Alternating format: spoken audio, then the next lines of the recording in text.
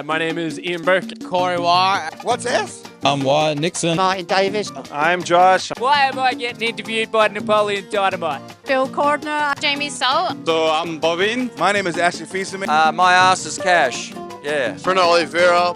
My name's Ayden Doherty. My name or what I'm doing here, I'm Terence. Mariah O'Dea. My name's Johnathan. I'm not well. G'day, I'm Snowy. Martin van der Harr. My name is Mitch Squire. Mack Stewart. Hi, so my name's Elijah. Fuck off, I'm fine. My name's Nick. My name is Jetro Gainza. Hi, my name's Sean. I don't do so much on the 30 seconds I get on stage and in bed. Iain Pringle. Yeah, my name is Yannai. My name's Jahi. I couldn't write a joke, so I needed help. So I got Jehmal to help me. I'm Jehmal. This is Jehmal. Can I just get a test 1, 2 really quick? Absolutely. Testicles, 1, 2. If there's any more than 2, there's a fucking problem. We have a whole bunch of acts tonight, and I'm not going to address the knee. That's just fucking there, all right? So deal with it. That's what happens when you get fucking made in China. Okay, the cheap one, wasn't it? We're not efficient with this. We'll be here till Friday. On your table, you might have a little yellow plate, so hold that up nice and high for me. If you don't like them at any stage, ladies and gents, hold that up and we'll get them the fuck off stage for you. You know what I mean? Fuck, I'm bringing a lot of negative energy into the crowd, aren't I? Sorry, guys. They're all wonderful. We might uncover the next rove. Okay, Let's do this thing. welcome to the show. Let's judge people. Judge them. Hell yeah, we're going to need subtitles already. Is this a little date going on? All right, I didn't ask for your life story, fuck face. Welcome, give it up for Matt one more time, your MC, ladies and gents. Fuck yes. I love Matt's a great guy, apart from all the times he tried to kill Harry Potter. Okay. Someone's really shit and you don't get rid of them quickly, all you're doing is giving them false hope, and that's fucking cruel. Also seems, I just want to point out, it also seems very racist they make me ring a fucking gong every week. You know what I mean? It's a bit fucked up. Be more racist if we made you deliver something to a table every time you did. Just giving him waters and mints. There's big money here. Like There is real, big like money legit. here. Yeah. Let's pull tonight, ladies and gentlemen, $500. Yeah, fuck yes. Yeah, that's a bag for you, big fella. You know what I mean? All right, guys. So we're going to get your acts up here one by one. Please cheer them on until they get to the stage and then make up your own fucking mind, all right? So let's get your first act up here, ladies and gentlemen. Please give a warm welcome to Sandeep Bandari.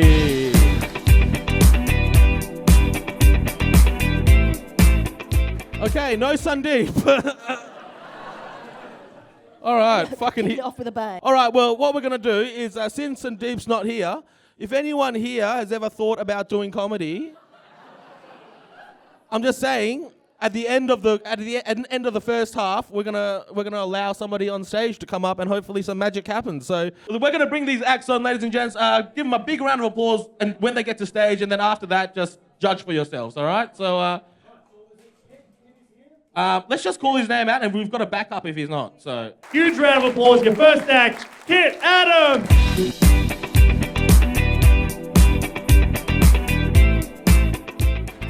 fucking done us dirty, kid. You fucking dog. All right, let's get your substitute in, ladies and gents. What's this? What do you mean? What am I've just come down for to be around other people. Andrew, whoa. There's a group. I do bingo on Tuesdays, quiz nights on Wednesdays, and then Thursdays, just trying to be active in the community. The doctor said I should be around people, but I actually don't think it's a good idea. I think I'm dangerous at the moment, to be honest. Yeah! Fucking you! How you guys doing? You doing all right? Yeah, I'm not well. I've seen a lot of psychiatrists. Are you surprised? I got to the point they come to me. That's when you know you're fucked.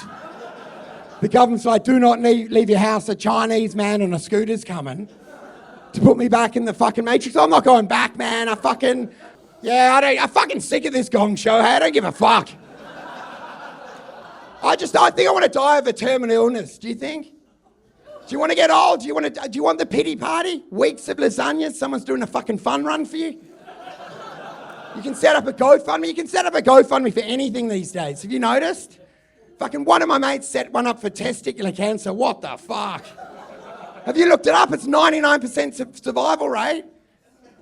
Go fund me, go fuck yourself, cunt, okay? He raised $35,000, ended up getting a motorcycle. I'm like, dude, you have more chance of dying on that bike than you did from testicular cancer. You're not even allowed in the Ronald McDonald House.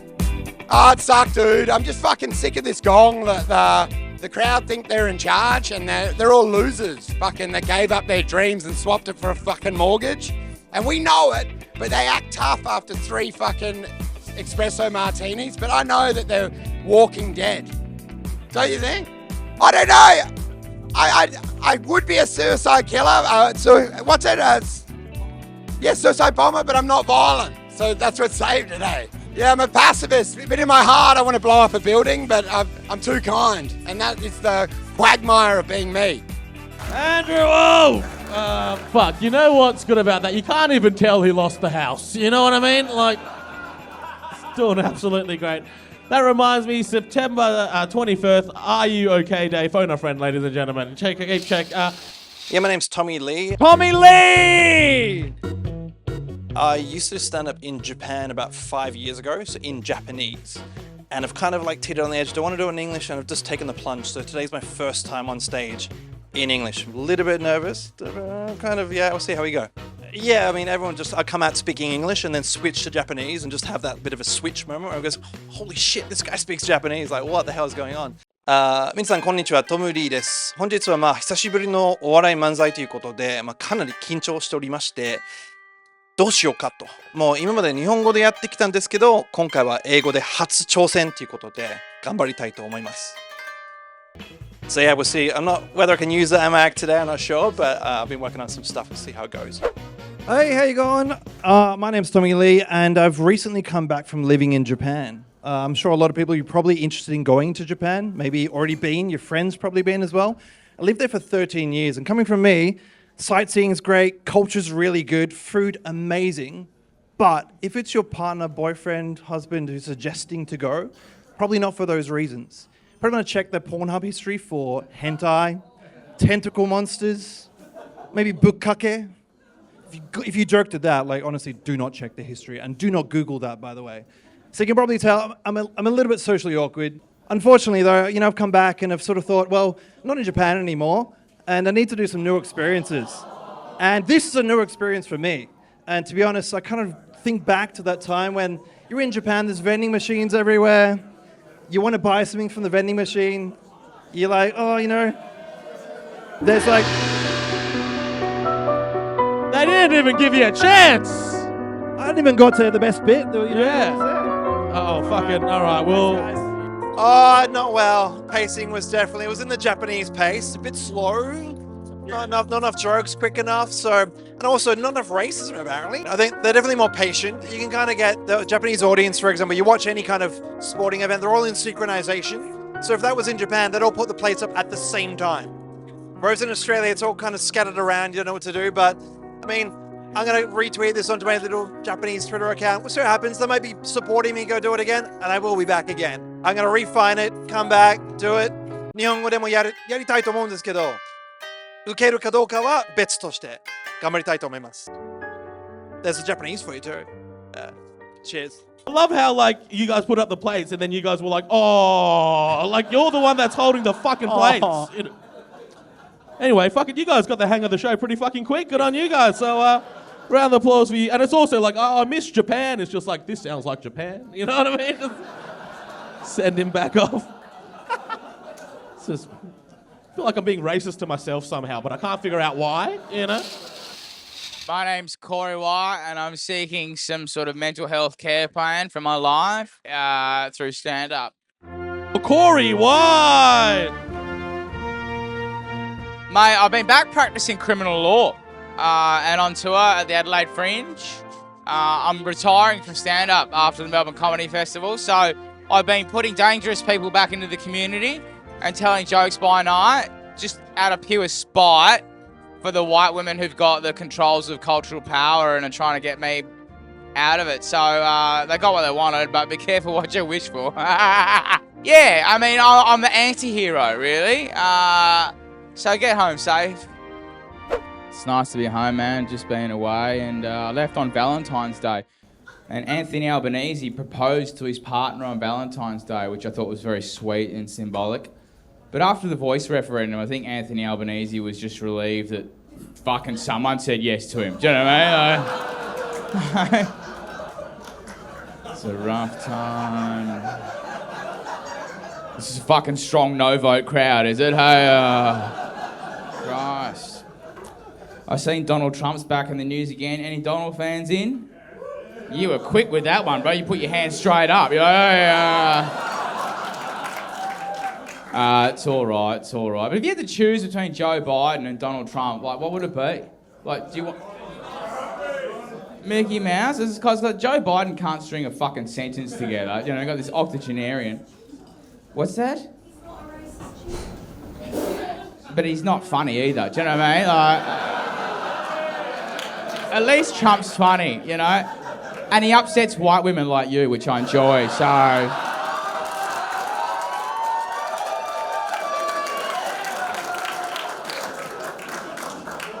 A few of you guys forget you're dating white women right now. You're just like... Nobody hates white women more than other white women, let's be honest. So,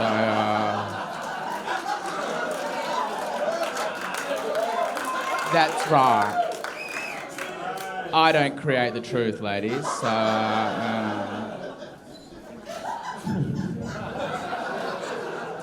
But I'm glad the footy's back. I enjoy the footy, especially the women's AFL.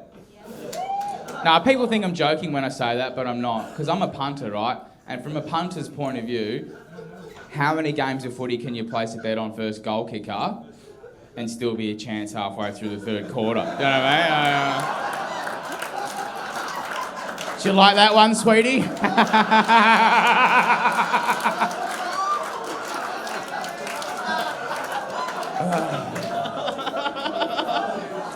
Like, I feel like we're at a Ben Shapiro rally. You know Socrates, the father of modern logic and philosophy, he had a wife with a notoriously foul temper. And when he was asked why he married her, he said, a good horse trainer needs to practice on the most mean-spirited of animals.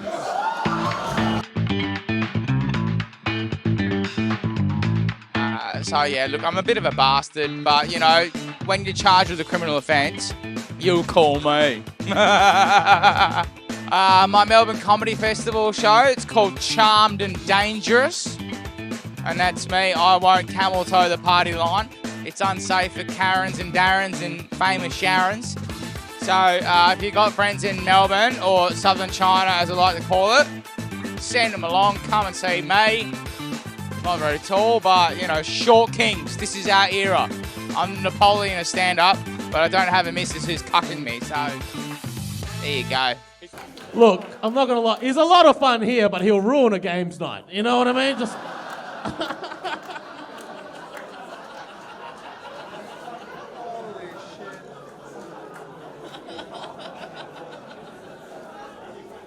That was wild. That was wild. Fuck it.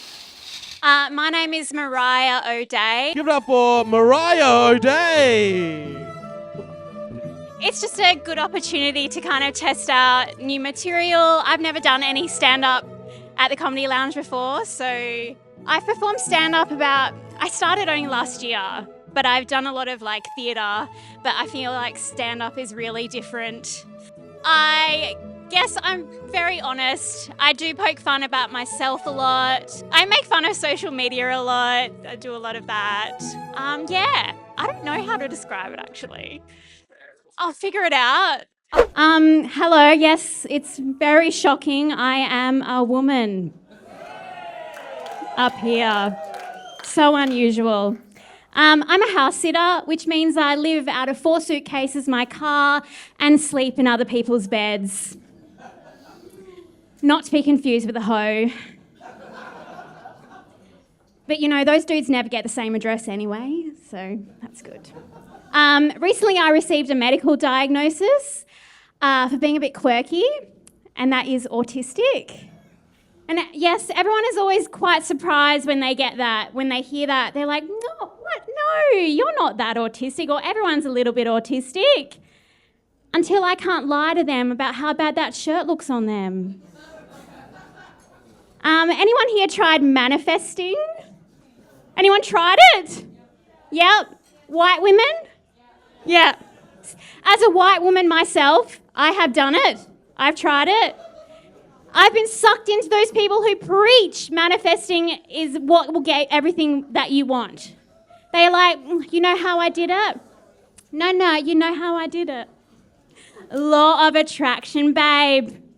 Law of attraction. That's how I did it. This house, I got this house from Law of Attraction. You're never going to find out how to manifest.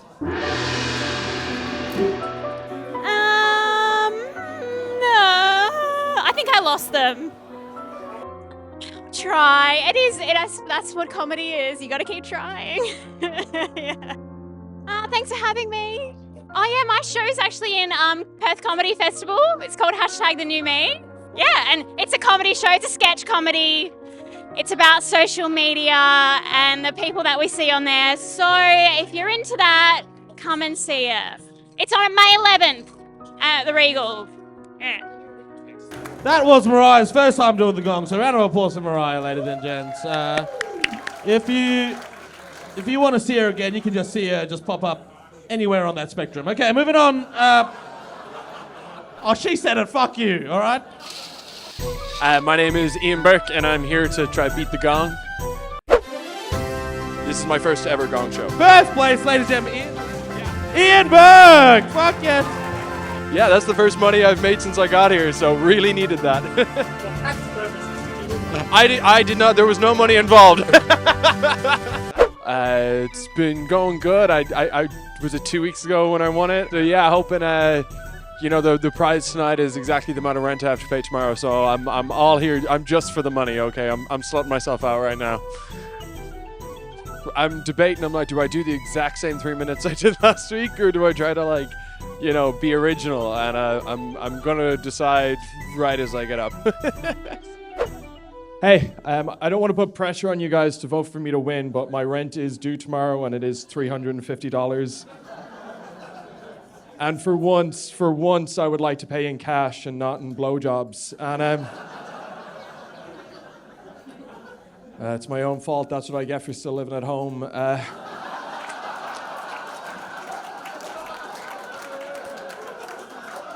That's fuck, mate. Sir, why did you cover your mouth? Hey, leave my dad alone. I'm only messing. I don't suck my dad's dick for rent. I do it for fun. You might find this hard to believe, but I have a therapist. My therapist says a lot of my problems come from my childhood, because growing up, I was always the disappointing child of my family. I was a disappointment to my parents from the day that I was born, because as you can probably guess, I was born a boy, and my parents had their hearts set on me being a miscarriage, and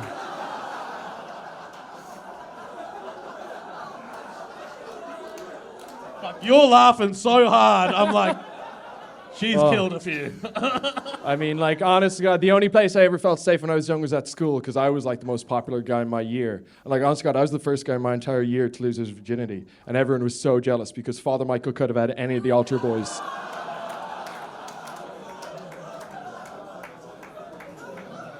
My teenage years were pretty rough, though. I used to have one of those moms, she'd never knock before opening a door. And I don't know if you know this about teenage boys, but we all go through a period in our life where we are uncontrollably horny all the time.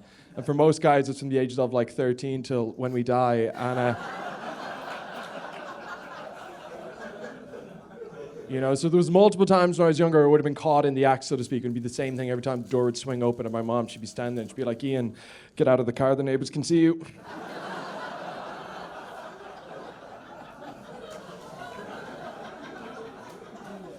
Yeah, and then she dragged me back into the house by the belt I have wrapped around my neck.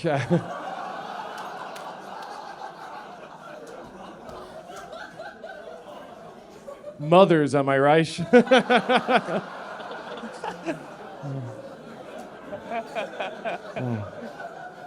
I mean, you can't come with them.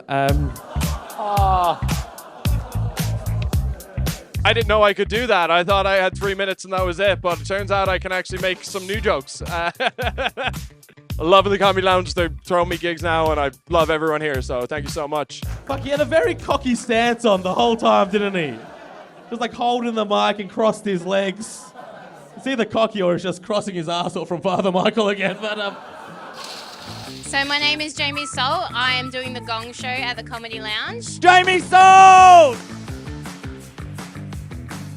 Yeah, having some fun while I'm at it. Well, I work part-time as a hairdresser, so I'm in the salon. I'm also a single mum, so I'm doing the whole mum life thing. And then I do gigs every other night, so it's a busy life. Give it up for Blake Richardson, everyone. What a babe. What an actual talent. Yeah, round of applause. I mean, look at those cheekbones. He's so talented and charismatic and gorgeous. I mean, you don't usually get all of those, do you, in one package? It makes me really think, like, which one of his uncles fucked him when he was a kid? You know? There is some deep traumatic childhood trauma right there, and we will get to the bottom of it, don't you worry. No, I have 4 little sex trophies, or semen demons, depending on where you're from. They're beautiful, gorgeous kids. I was telling my friend the other day, like, I don't deserve my kids. I really don't. I deserve lots of nice things and money. Put them down. You wouldn't know comedy if it took a dump on your chest, lady, all right? You really wouldn't. I don't come to your workplace and tell you how to flip burgers, all right? Just, if you want to leave a suggestion, the suggestion box is firmly up your asshole, so have a nice time finding it. Maybe then you'll be able to take a joke, okay? I thought I was going to get gonged off, so I turned against the crowd because I'm like, I'm going to go down swinging anyways. So yeah, that kind of paid off. The time ran out and I got through. Yeah, I haven't turned against the crowd or the MCs before, and I thought, I'm just going to do it. I'm just going to go with it.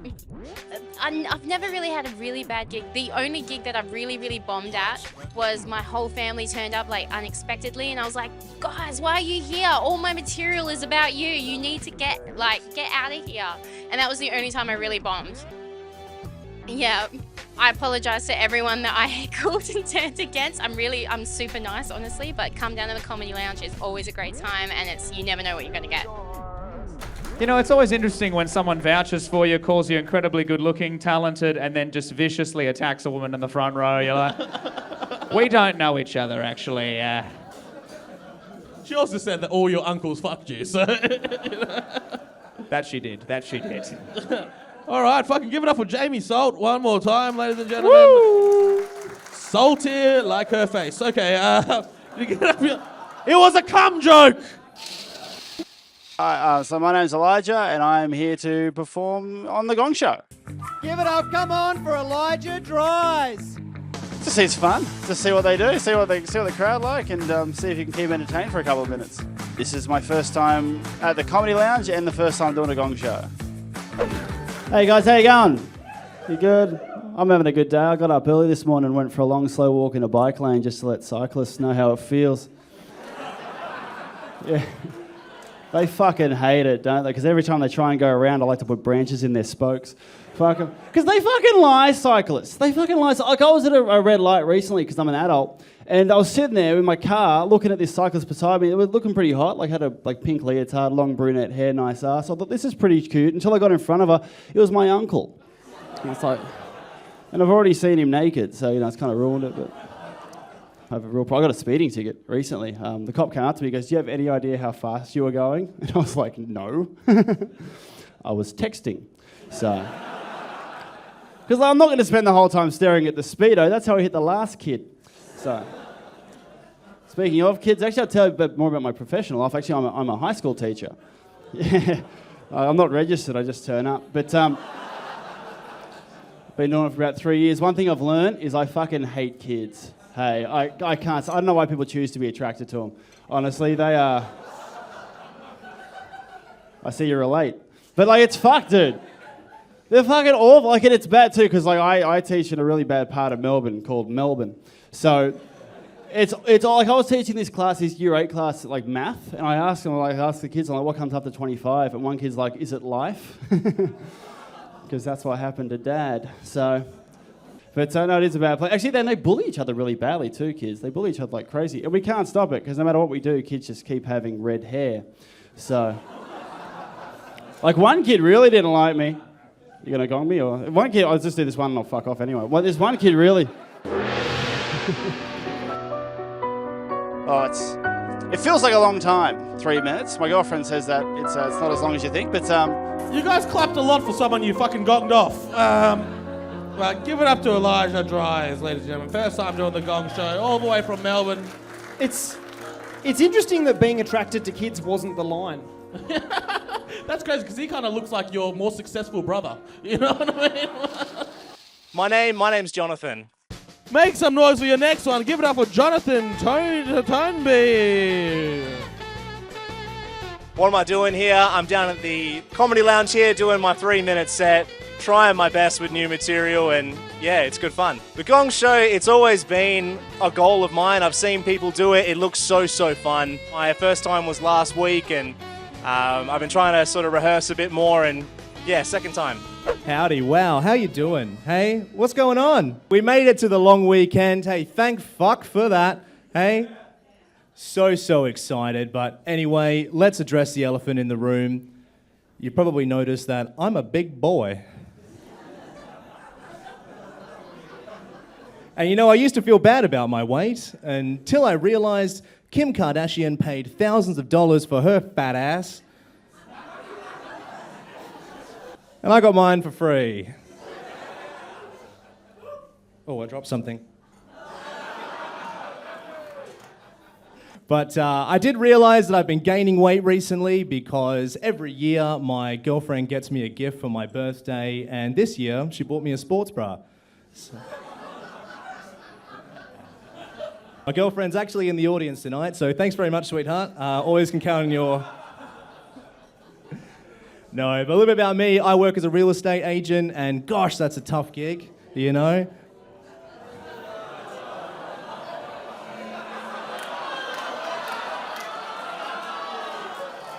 Let me finish the punchline. Let me finish, and you guys can make your determination. All right, finish the part. Let's hear it before we close this home open. It's a tough gig, man. The other day, this tenant left her fish at the property. She left everything there, including her little pet fish, right? Nobody wants fish. I typed in local fish shelter, and the Cannington Fish and Chip Shop came up. Is that what we're waiting for?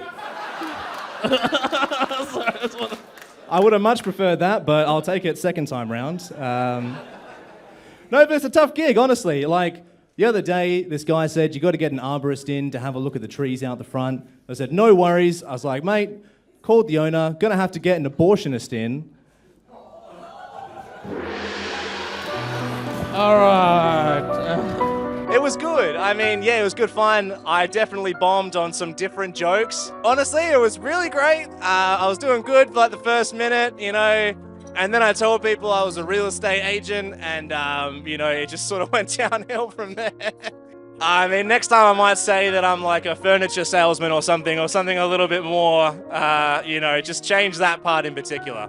I'd absolutely love to come back. It's been great. I love the comedy scene here. There's so many awesome comedians, you know, they're trying so hard, and I know it's a tough event, but it is good because it gives you the chance to learn what is good and what's not. So it's just so good right now in Perth, and like I said, I can't wait to come back. He said he'll take it the second time. It's like, yeah, we get it. You always want seconds. Okay. They're a pro car salesman, anti-real estate agent Yeah, audience. it's fucking a weird crowd. I feel like you guys had my back there. You were like, that salesman's a fucking worse salesman than that salesman, so fucking get him. I feel like it's nice. I feel like they hated you both equally, Yeah, to that's be accurate. honest. Yeah. Hey, I'm James Hackman, and I'm here winning Gong. You know? Ladies and gentlemen, let's make some noise for James Hackman. But James Hackman doesn't write the material writes James Hackman. It's just good to be here, getting filmed by you instead of you filming me from the bushes like normal. Just kidding, but you are a sex offender.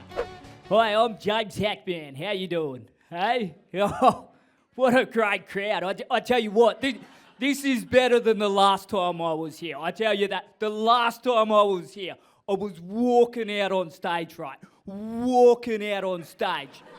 And this guy in the crowd yells, "You're not funny, you're ugly, and I fucked your mum last night."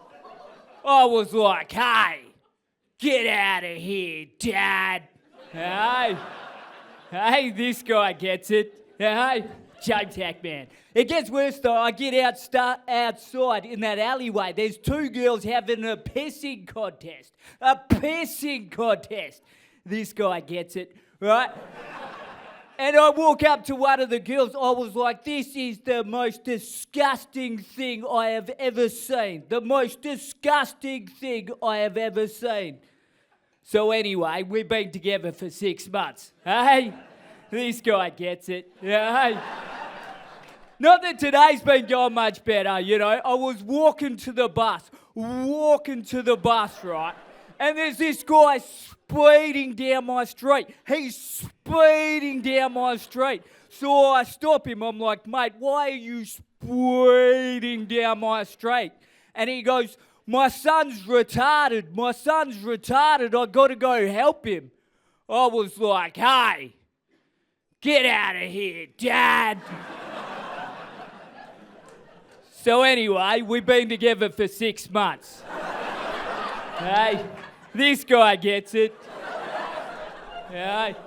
So I was at an orgy the other night. Yeah, this guy gets it. And I'm watching this guy having sex. Right? And he keeps saying my name and staring at me. He's gone, "James Hackman, James Hackman, James Hackman." This guy gets it. And that's when I realised I was staring in the mirror the whole time. So I slapped the bloke I was rooting on the arse and was like, "Hey, get out of here, Dad." This guy gets it. There's no stories from the road just keeps going and James Hackman goes. This guy gets it. See that? Comedy Lounge, Gong Show, get here. See it, don't see it, I don't care. James Hackman. It's funny because I don't think any of us got it. You know what I mean? Give it up with James Hackman. Your first one through to the finals, ladies and gentlemen. G'day, I'm Snowy. Make some noise for Snowy. I've popped my 10-year cherry. I haven't been on stage for about 10 years. I met a chick and lost my nuts, basically. And here I am having another crack at it. Oh, I came to the Gong Show a couple of months ago and thought, that was pretty awesome, and I thought I'd give it a crack. Yeah, just try and make the 3 minutes. Yeah, but mostly just to pop my cherry, get back on stage again. Yeah, get back into it, get comfortable, and get out there again. Yeah. So I found out that oxygen rises and carbon dioxide falls. So that makes tall people oxygen thieves. O2 hoes, I call them. I've also realised I want to be abducted by aliens. On their planet, I'd be tall. I could walk down their alien streets, all tough, pushing them out the way like the Bittersweet Symphony film clip. And I'd finally be able to get myself an actual shorty. And, I don't know what we'd do, though.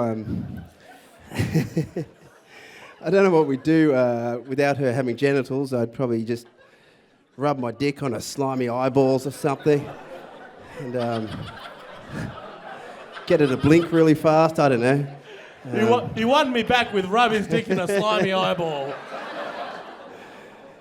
I think about that shit all the time. It's a head fuck. I'd probably lick her little nostrils or something. Get her sister to join in. But I Look, wouldn't know. I see the place. I just want to see where this goes for a little bit longer, all right? I wouldn't know if it's her sister or her brother or her dad or a creepy uncle. They'd all be the same to me. I guess that makes me interstellar sexual.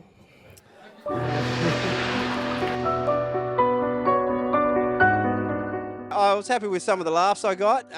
Just got to work on my delivery and and somewhere without a gong so I can get through my material without being sent off stage.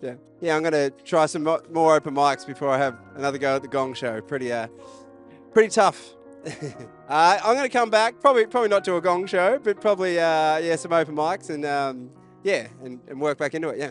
Sorry, I didn't want to cut him off short. Hey, that's crazy because his name's Snowy and fucking Grumpy came out. You know what I mean? That was.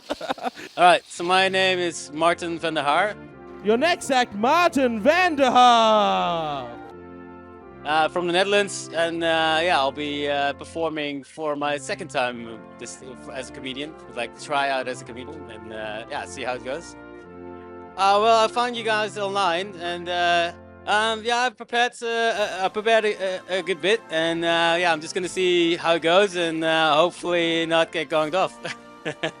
Anyway, let me just tell you something about myself. I'm actually Dutch, so I'm supposed to be very direct, very cheap and tall, but that. That's you see where the problem is. I'm not very tall. Like actually, everybody in the Netherlands below 180 is considered small. So there's something went wrong with my parents over there. But they did teach me. So this is just the most Dutch conversation I've ever. Very frank, very frank. Anyway, they did teach me how to save money, and that's how I ended up here because I basically made a bet with my mate. And I thought it would be a good way to save money. So I'm here for free, so that's really nice. But now that I'm here, it actually turns out you have to pay for your own drinks. What the fuck? And now if I lose the bet, I have to pay for my mate's drinks too. Even worse. So hopefully we can keep it going. See how it goes. Anyway, I went to the Pinnacles today. Does anybody know what the Pinnacles are? Pinnacles, yeah. It's those rocks, 2 hours drive north from here. It was, but basically just a bunch of phalluses standing there drying in the sun like that. Legend has it that those were actually people, who are standing there. So imagine being a pinnacle and standing there all day in the sun, like, oh, it's so hot. I'm so thirsty. Does anyone have any sunblock? I have to be honest, like after a day at the Pinnacles, I basically look like a pinnacle myself. After burning. Right. You see also my legs? I hear the laughs, but I see the plates as well. I don't know what's up. Something's going wrong here. How much money are you going to lose if I gong you off? yeah. That's true. It's true. All right. Not so good. It was. I would say it was just poor preparation. If you want to see him, you can see him cycling home tonight.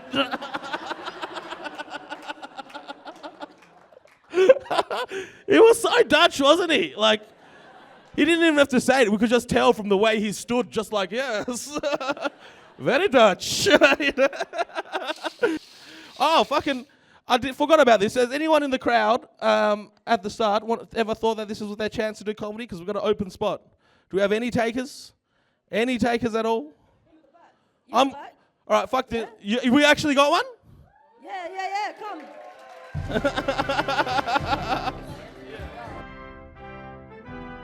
I'm George Cooke and I stumbled in here. I just came from a gig which went pretty bad and I was having a bit of a panic attack. So I wasn't sure what to do. Then I felt in the heat of the moment when Sarah and Chris were just calling on someone, was like, fuck it, I'll do it. Chris, I'm going to give you a bit of context. I was just having a panic attack when you asked me, so... All right, fucking keep it light, dickhead. Well, I figured I'd fucking tell you now, and then I'll forget later. I just got banned from a comedy club, so let's see if you guys might like these jokes. All right, I'm just going to get this ready. A couple of you are probably wondering right now, how old is he? How old is he? That's 50% of you guys. The rest of the 50% of you guys are like, is he even legal? Can he even do this? And there's one of you. Every show I fucking do, one of you comes back. I'm sorry to swear, ma'am.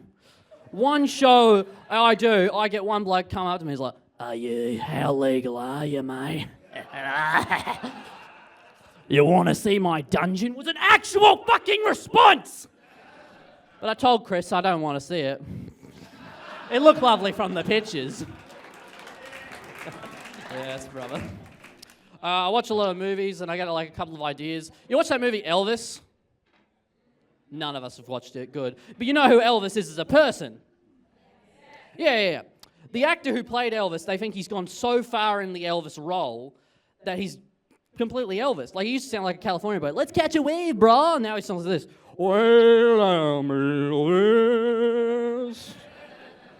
I don't have a good Elvis voice.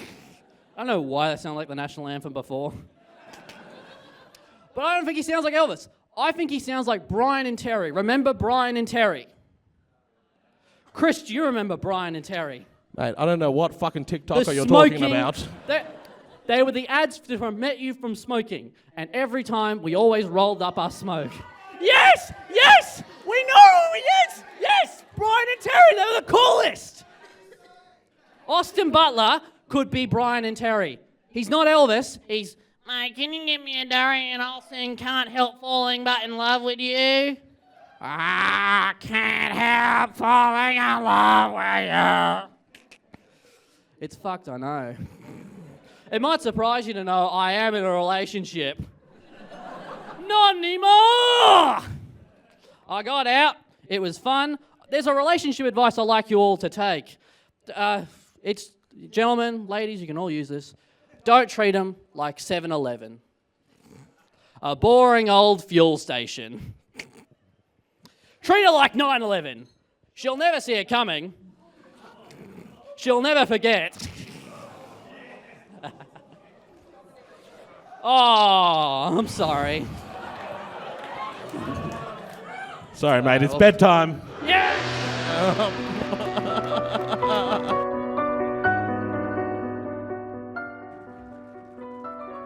Oh, all right. You know what's crazy? He probably wasn't even born when 9/11 fucking happened. You know what I mean? Like, I'm coming back every month, man.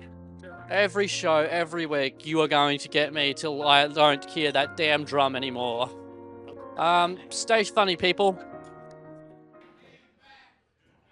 oh, fucking, you're that cunt that asks how old he is for real, though, aren't you? You're like, fucking hey. Can I have a look at this fella? I want to see what he looks like. Oh, it's fucking the creepy one in the corner. Who would have fucking thought? All right, give it up for fucking George Cooke, ladies and gentlemen. What a mistake that was. Okay. I'm Josh, and I do stand-up comedy sometimes. Josh Durkin. I've been doing comedy like 4 years. What year is it? No, like 5 years. And what? Stories? Not really. I'd rather not. I'd rather not get into the achievements. This is something I do because I don't like myself, and that's why I'm here. Yoo-hoo. Do you guys know the game Chinese Whispers? Really fun game, but quite a problematic name. You know, the politically correct name for it is telephone. Or as they call it in China, a terraphone. I like that, but I'm so conflicted.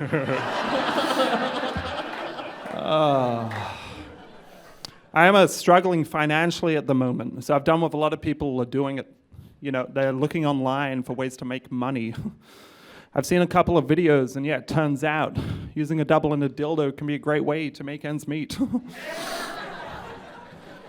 I was in an Uber the other day, a little drunk, a little talkative, and then it hit me. The Uber and the confessional booth are two very similar things. You know, a small box where you can't help but tell your secrets to a sexual predator.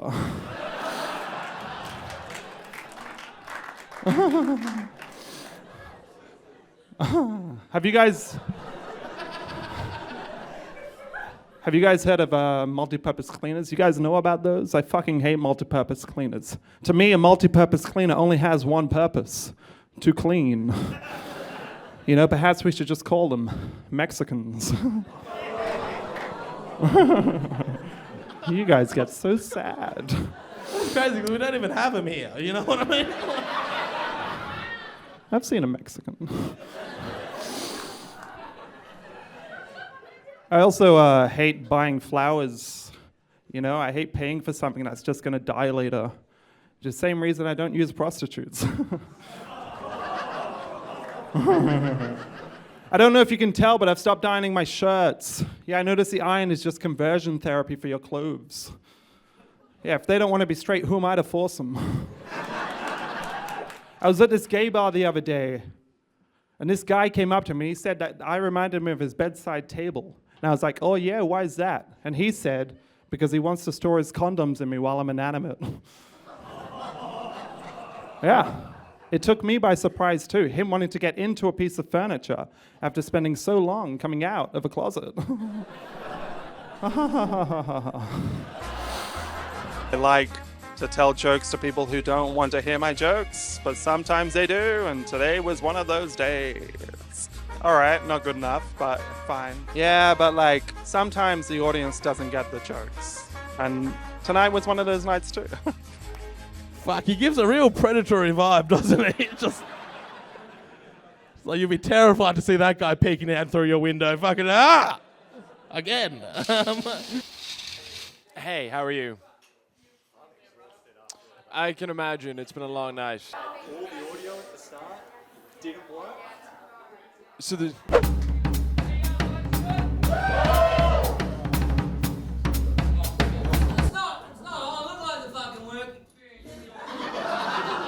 Who's up? Thanks, mate. Probably just got a switch or something. Now, still not.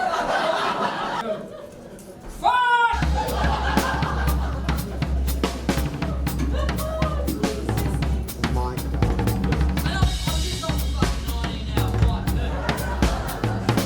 This one, you want to take this one?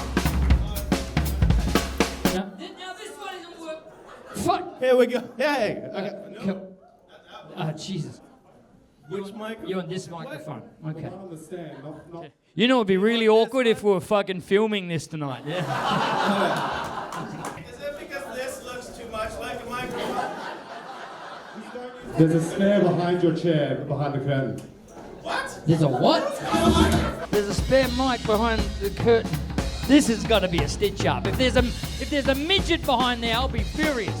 Ladies and gentlemen, we're just going to have to take a 5-minute technical difficulties break. What do you do? No, what do you do?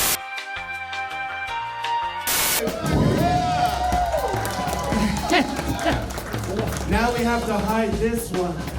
Going on first at the Gong Show is nearly as hard as going on as the MC with no fucking microphone. So we're not sure if tonight's actually going to make it to it.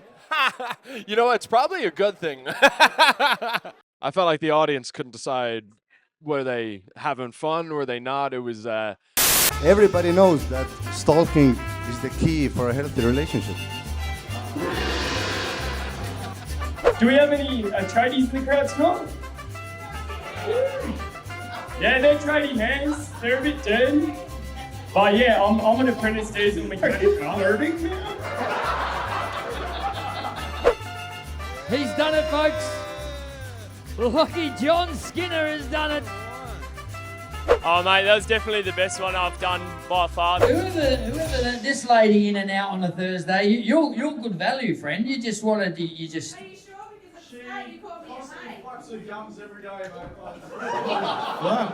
Okay. Can we have the house lights up a bit? I want to see if she's carrying a weapon.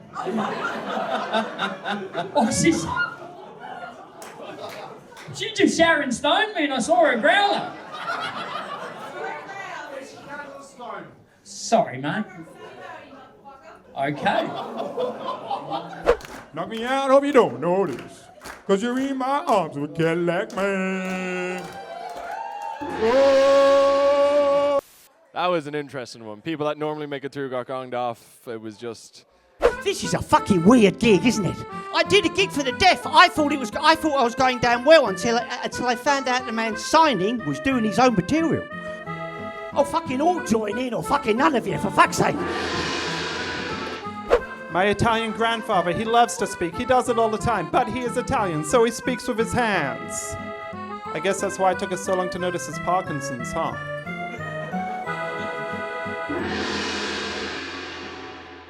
My favorite highlight of the night was just Wolfe just stopped doing comedy and just, having a full argument with someone in the audience. I fucking, whatever, I'm so annoyed with your plate, fucking. Fuck this shit, I fucking hate this! Put it down! You need a much bigger plate with that fucking body, what the fuck? You need 3 plates, look at her, she's got a 3rd plate, there you go! Fuck you! Don't bring your diabetes onto my stage, fuck off! You fucked the energy, I don't give a fuck, you're a loser! Look at you, fucking loser! I can smell the energy on you! I think that's going to go down as top 5 moments for me all time. Like,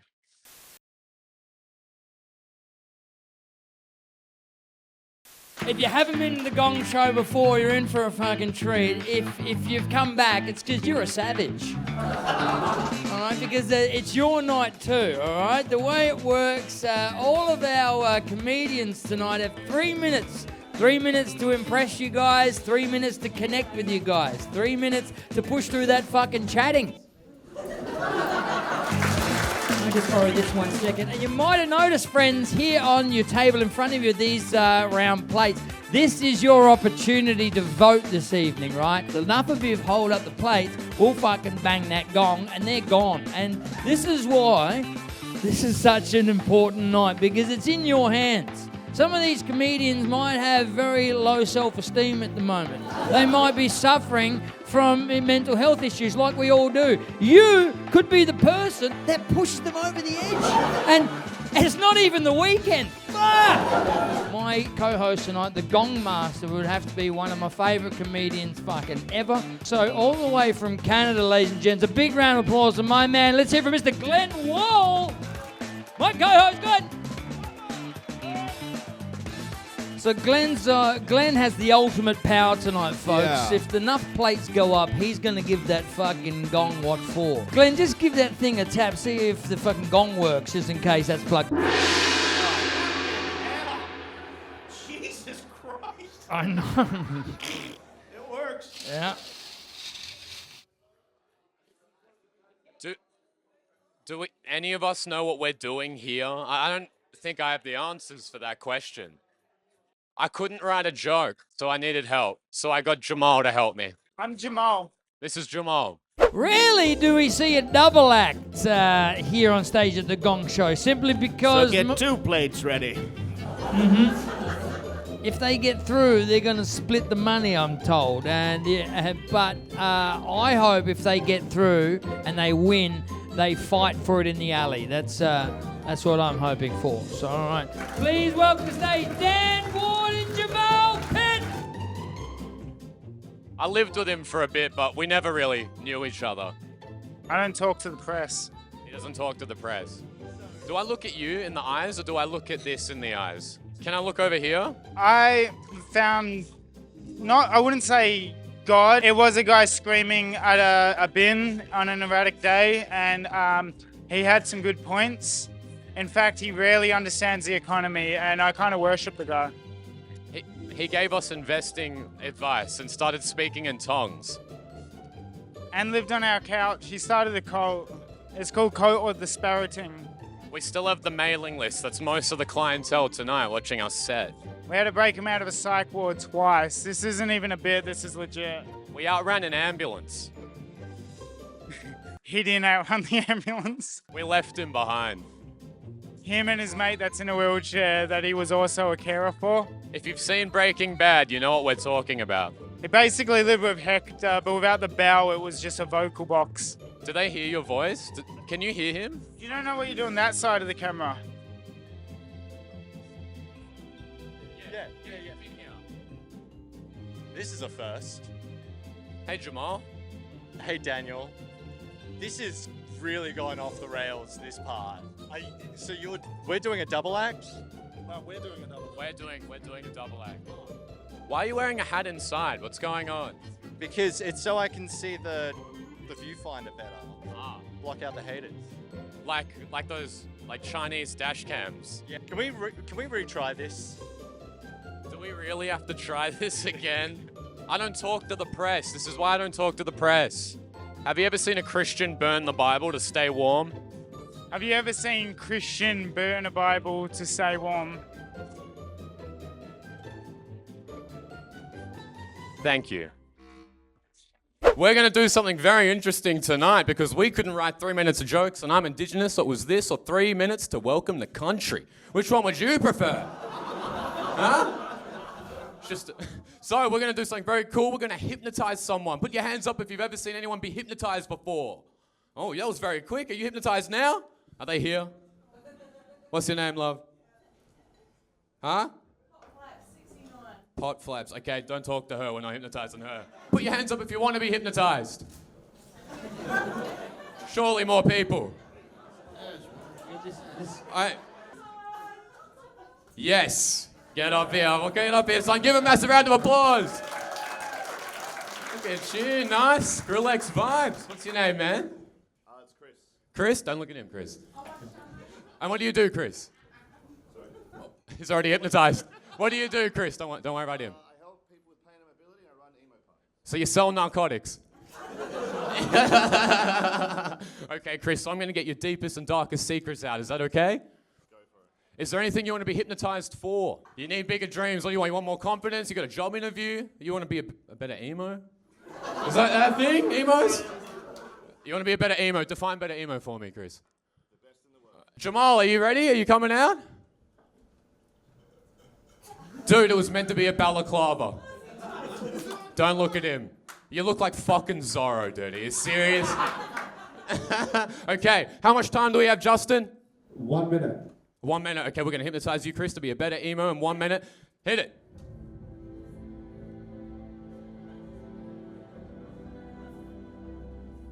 Are you comfortable with this, Chris? How close can I get?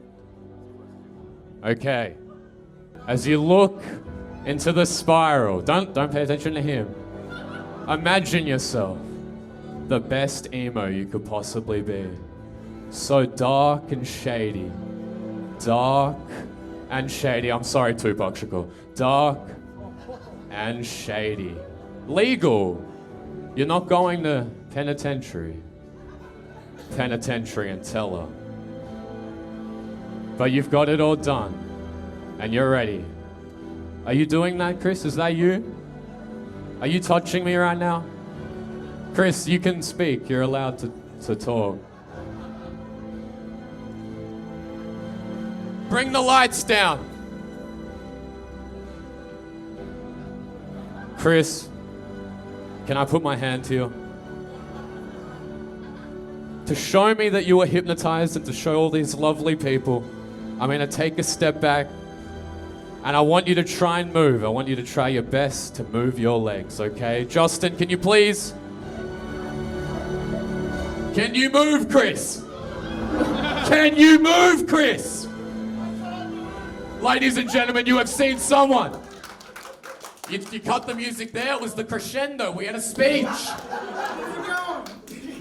Chris, do you have anything to say? Do you feel more emo? Yes. I don't even want to charge it.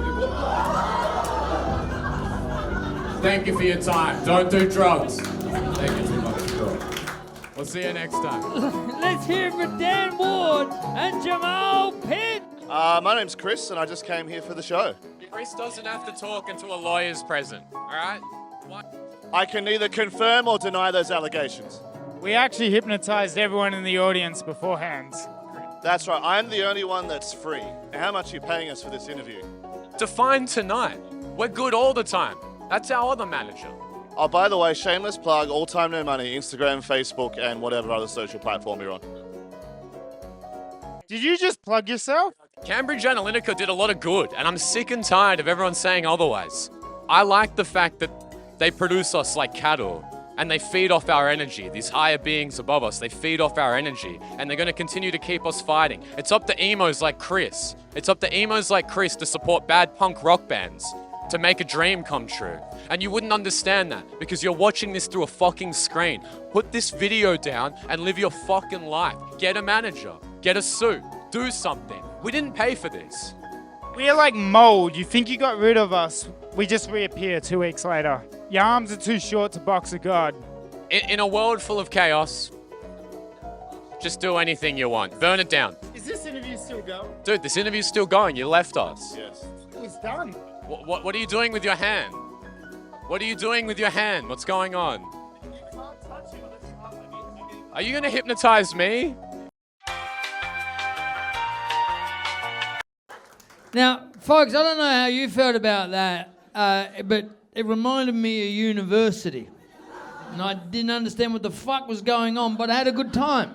I had a good time. Chris, you feel safe that whole time? That was... She's still chipping away. I went to university and I did 2 years of my Bachelor of Education, and you know why I quit? Because I was worried I'd have to teach fucking things that come out of your fanny.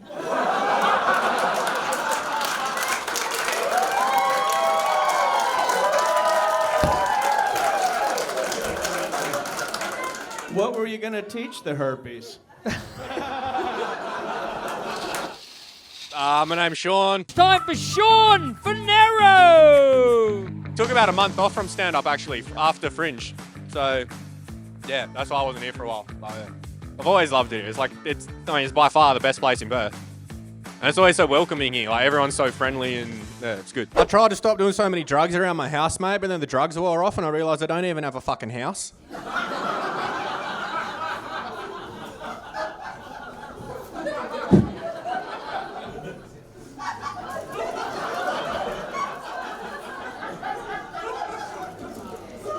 You're all right, love, don't worry. No, so I went to the doctors today, right? Got a checkup. Yeah, fucking got the old finger up the bum. Yeah. It's fucking weird, because normally that only happens if I'm wearing lipstick and a dress. Yeah, joke's on you guys, dickhead. It was really my finger up his ass.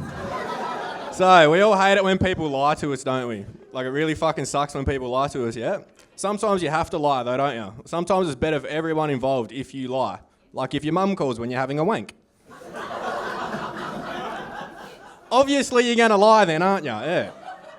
You're going to lie by telling her you stopped.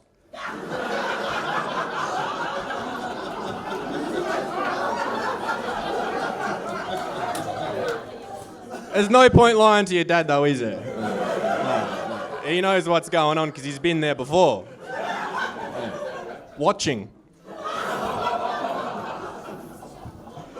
So my ex-girlfriend's dad, right, he was really strict. When I met him, he sat me down, he said, Sean, whatever you do to my daughter, I'm going to do to you.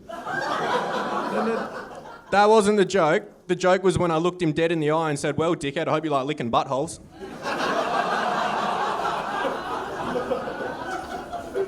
Yeah, he was pretty strict. My dad wasn't strict, though. In fact, when I was still living with my parents, whenever I'd come home, Dad would just look at me and be like, hey, son, did you get a root? Nah, Dad, bit fucking hard when you're at school all day, eh? I mean, I fucking tried, but the priest wasn't even there.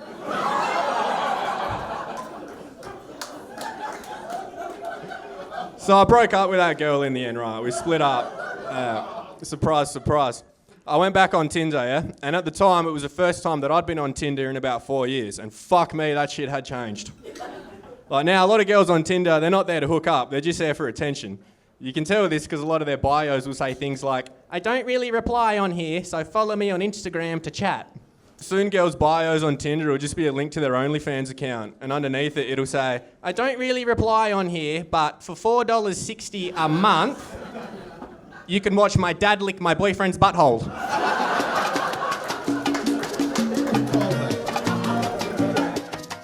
I noticed I was getting gonged at around the same time. Didn't matter what jokes I told, I seemed to be getting gonged at the same time in each set every week. So I sort of tried to fix that and it worked. So I just felt good. I was in a good mood, yeah. I prepared better. Because normally when I do normal show or normal gigs, I'll sort of wing it a bit. Whereas I realise that winging it here doesn't work. So that's what I fixed. So, yeah. Hey, my name's Mitch Squire, and My name's Mitch Squire, and I'm hopefully not going to get gonged in the first 30 seconds. For Mitchell Squire!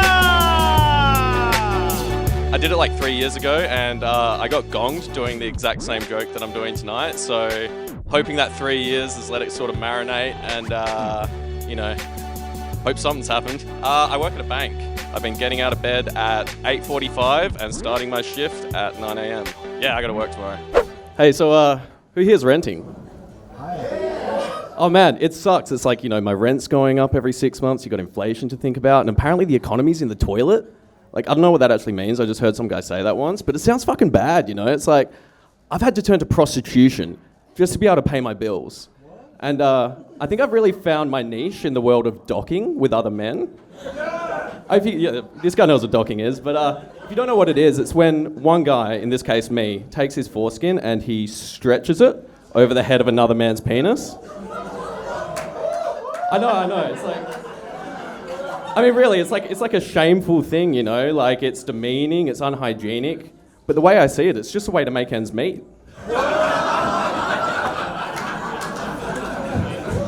It was a long walk, but I liked it. We got there.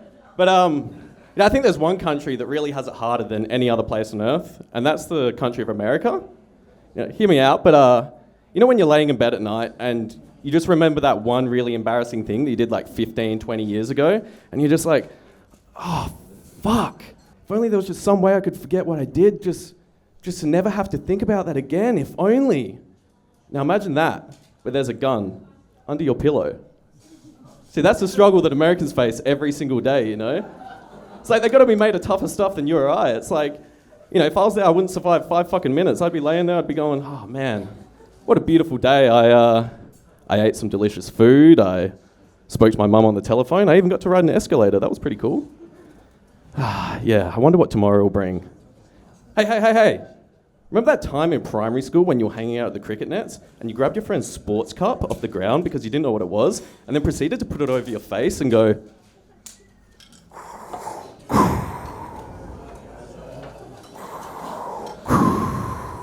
Luke, I am your father. And then nobody laughed, so you fucking did it again? My name's Mitch Squire, and I just got gonged. I don't know, man. I think it's like I'm too ahead of the times. Maybe, there's people just like aren't really good enough for me. I don't know. No, I don't know. I think I had a pretty strong opener. It was like rambling a little bit, but, it's like a minute-long joke, and then it gets there in the end. Oh, yeah, I'm back next week. Yeah, I'm going to be doing the exact same jokes. Probably going to get gonged at the exact same point, so let's see how we go. There isn't enough evil in this fucking room. It's a gong show, goddammit you. You can't just silence these fucks out the room. I've got a gong and a gong. We're here to gong, cunts. Yes. Right. Can we get a cheer? Can we get a boo? Fuck me. We're here to judge people.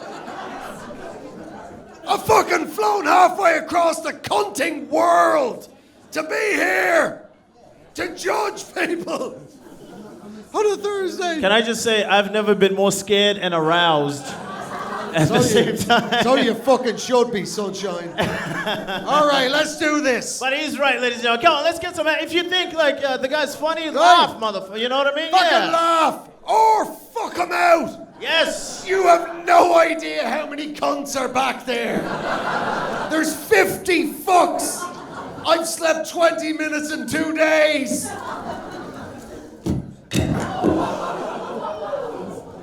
Sorry. Let's do the gong show. Let's have more fuckers. All right. Yeah! Feed me, motherfucker! You wanna know what's interesting? He was so mellow backstage. But I was expecting them to be a bear pit.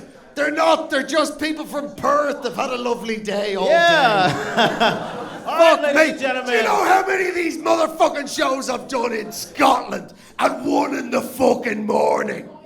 You know how angry Scottish people are at 1 in the morning? They're as happy as they'll ever be. Oh, I'm Irish. But I've spent a lot of time in fucking Scotland. All right, well, let's take a note Scottish from that. people are more angry than us. Let's get There's to the more show. of them. Let's go to the show. Bring the blood out. Let's take a note Do of you that. want more meat? Give us some of that. Yeah! Angry Scottish anger. Come on, angry Scottish anger. Let's make some noise. Angry Scottish anger. He's lost the gong. This shit is fucking getting out of control now. Holy Lord, you lost the fucking gong. All right, you're gonna have to take a seat, Andrew. Otherwise, you get us both fired. Fucking hell. All right, while Andrew fixes up his gong. Well, you take a seat and we'll get them on.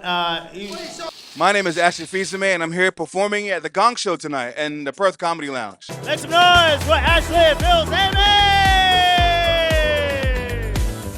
Why the Gong Show? Because I figured I'd come by and do some spots before I perform here the rest of the week. If I won a $350, I think I might split it amongst the comics. I would hate to have a professional come in and take our money, so I'm keeping that shit.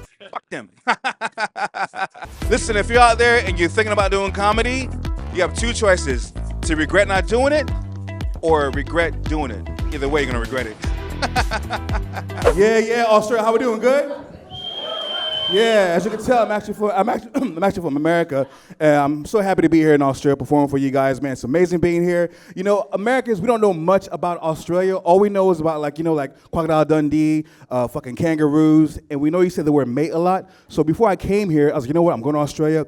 I'm gonna rehearse my mates. So I'm like in the bathroom, hey mate, how you doing, mate? What's going on, mate? I thought mate was a happy word.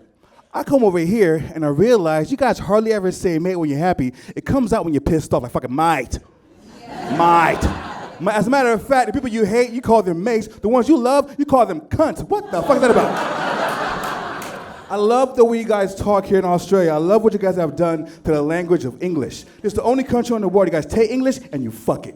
Because you don't waste time with syllables and shit. Man, do you guys hate syllables. If a word has more than two, you're not saying that shit because you have shit to do. I get it.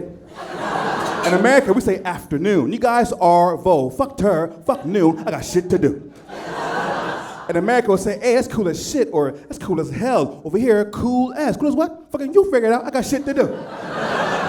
Even with names, right? You want to take a simple human name and turn that name to the most jazziest shit I've ever heard in my life. Your mate name's Jazzy here. It's not Sharon, it's fucking Shazza.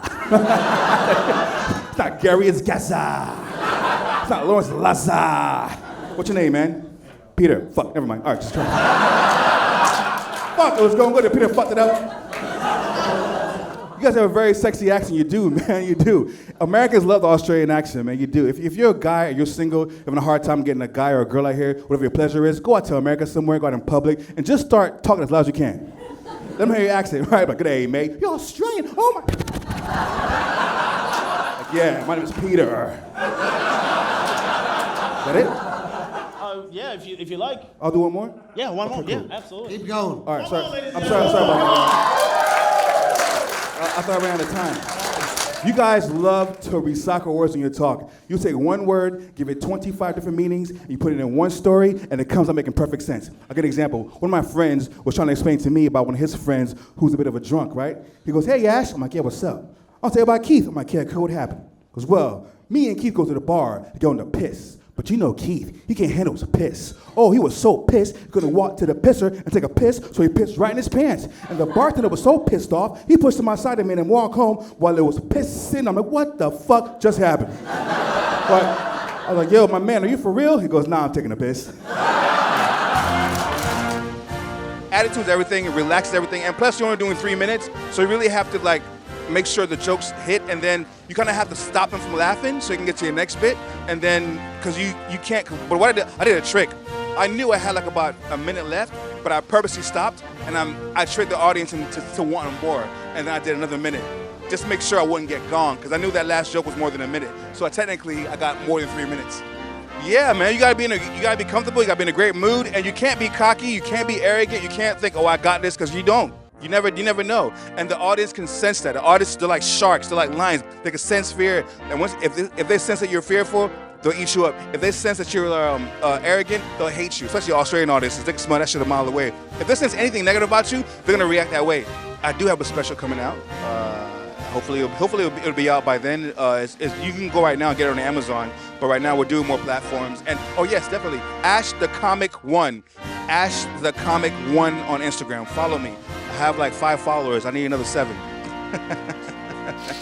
We're at the Gong. We're trying to get a laugh tonight. What am I trying to do here tonight? Just get a laugh, you know. For Alex Fleay! And gonna try some new shit tonight, you know. I've been feeling real passionate about drink driving this week, so I'm going to try and make a joke about it, you know? Fresh material, mate. It's the only thing worth doing at the Gong show, because you're probably going to lose anyway, so depends on 150 different things, you know? And I'm not really dressed for the occasion. I kind of look like a homeless person right now. It's like I got a bright top, like, you know, almost camouflage pants and then tie-dye shoes.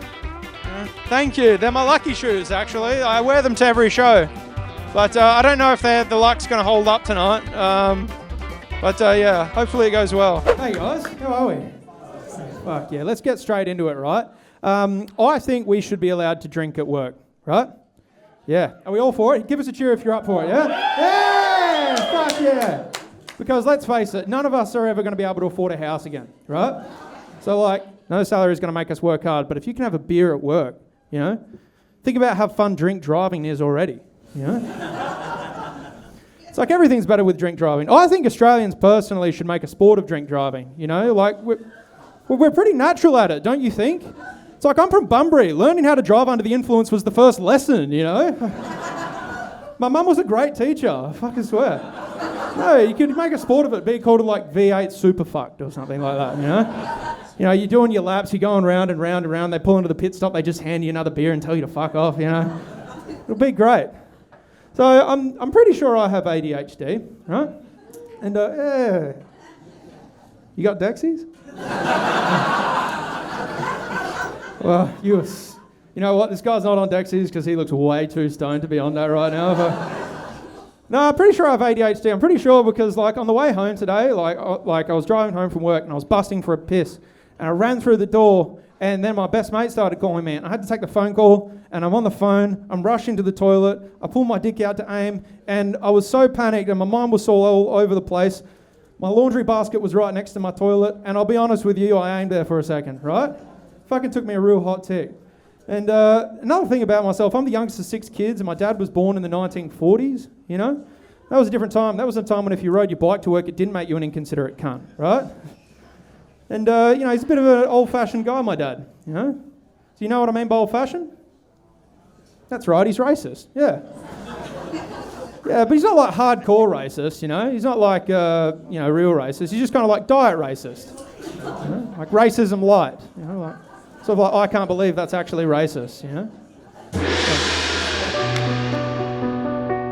You know, it would be nice to get a laugh, but like getting gonged off is almost a benefit too. I'm gonna be at work at 5 o'clock tomorrow. I bang a forklift around, bro, when I'm not doing other things, you know? Oh, mate, it's the biggest flex I have these days, you know? Lord knows my partner doesn't stay with me for any other reason. Yeah. But you know what? I love doing it. I've done well at some, shit at others, you know? It just depends on a lot of things, you know? What do you think of that, Andrew? I think he hasn't got a tumble dryer. Yeah. My name's Martin Davis. Martin Davis! I'm doing the Gong show. I've been here for a year, and I'm leaving on the 21st, which is Sunday. Well, I've got to go. I've got to leave. I've got to go for at least 6 months, but yes, I will be back. I'll be going back to the UK, and I'll be going here, there, and everywhere in the UK and Ireland. I'm going to try and get some gigs, you know, stuff I haven't done for years. So it'd be nice to get back and do something like that. Martin Davis, ladies and gentlemen, Martin Davis! I know. Davis! I know that how fucker. well this happens. I've known him 30 years. I'm not fucking gonging the cunt off. Good luck, cunts. I love you.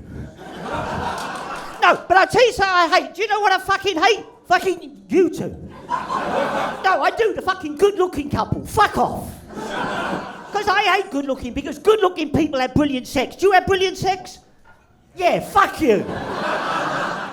They do. I'm sorry, sir, but they do. I reckon their sex is so good, right, that when you come, when they come, I reckon they shout out their own names.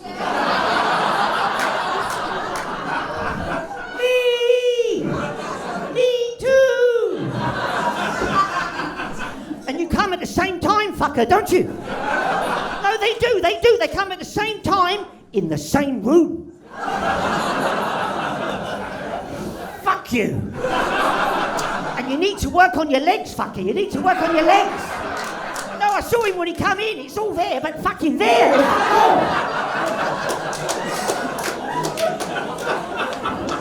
And that's why you didn't want to sit at the front, innit, love? And what's your name, sweetie? Who? Callie. I'll ask you a question, Callie, right? How much sperm? Oh, fuck, did you see that? I said sperm and she went, mm-hmm. Yum, yum, yum. Love in my tummy. How much sperm, Callie? How much sperm? Fucking look at me, Callie. How much sperm? How much sperm do you think the average man, and that is an average man, madam. Right, how much sperm do you think the average man makes in a day? How much would you say? Have a fucking guess, Callie. What? A tablespoon. Ha ha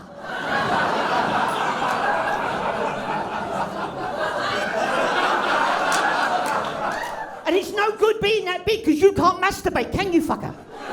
No, they can't. Big people.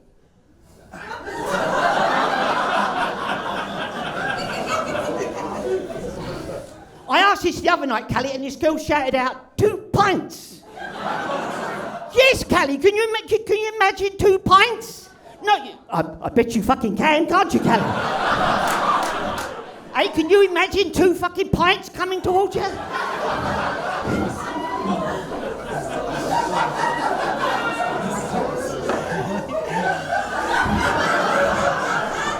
I was bullied as a child, Callie, I'm sorry.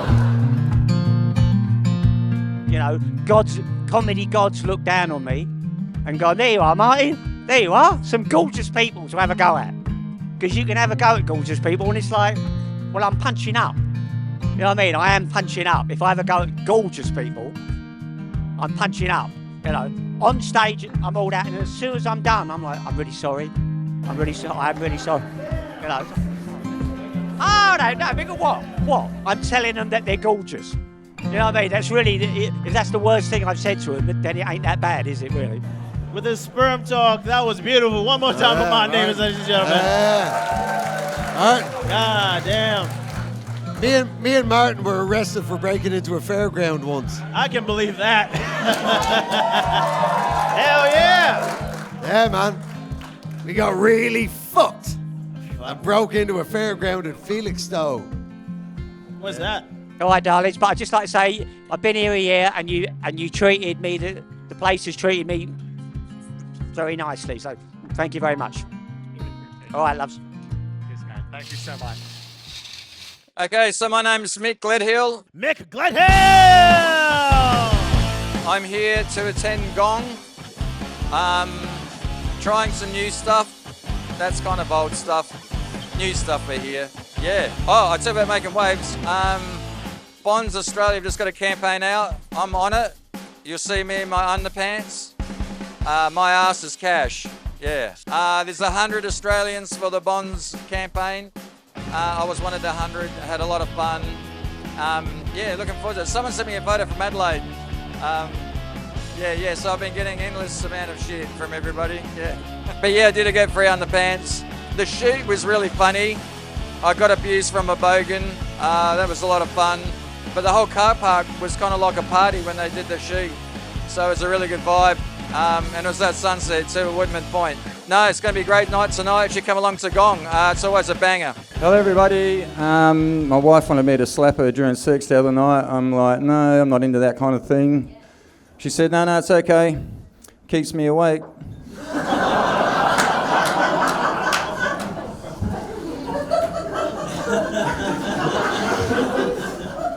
You think that's a lie? That's true.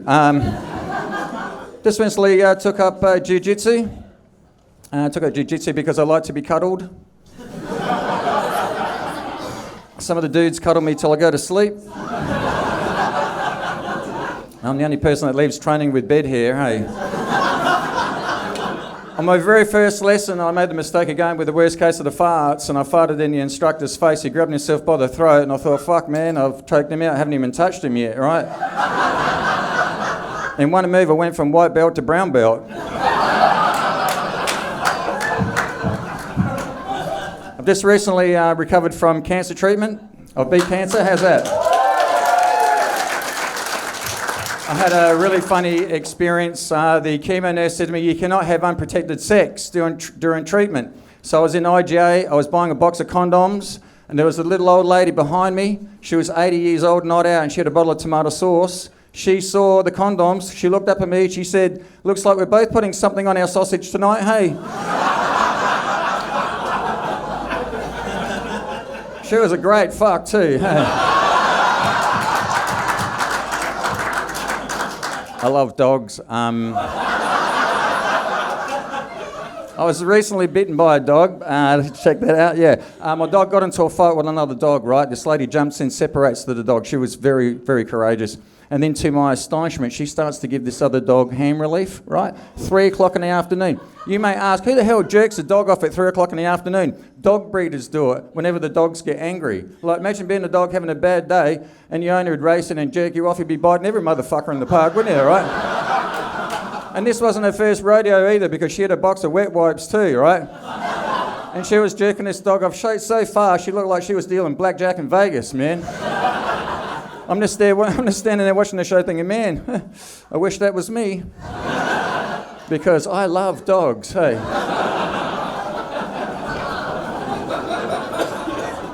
And I went up to the lady and I said, so does that settle your dog down? She goes, I don't know, mate, it's not my fucking dog. Man, I've been busy as. I'm renovating my house. I'm going to America in 2 weeks to do comedy there. Just keeping out of trouble. That takes a lot of effort. But no, I've been just sort of writing jokes and, like I said, getting ready for America. I can't wait for that. They've got the Netflix as a joke festival on. Yeah, well, I'm there, so I'm going to be checking out everyone there. Yeah, hoping to see Jon Stewart while I'm there. So my name's Tommy Lee. Whack them together and give it up for Tommy Lee! First one went okay. Tommy Lee! I used to stand up in Japan about 5 years ago, so in Japanese. So today's my first time on stage in English. And this is a new experience for me. There's like... They didn't even give you a chance! I didn't even got to the best bit. I'm gonna refine it, come back, do it. 日本語でもやりたいと思うんですけど、受けるかどうかは別として。頑張りたいと思います。This time I'm gonna nail it. And as you see in the YouTube comments,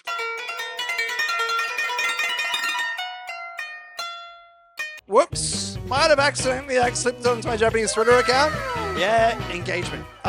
日本にいる皆さん、たくさんのコメントいただきましてありがとうございます。今後はこの道にずっと進むかどうかわかんないですけど、とりあえず今は皆さんの応援のある限りはコメディアンとして頑張りたいと思っております。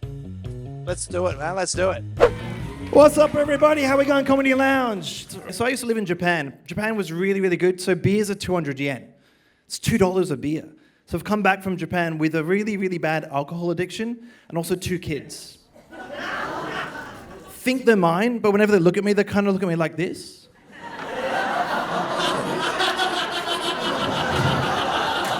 I mean, son, far out. Anyway. So my kids are half Japanese.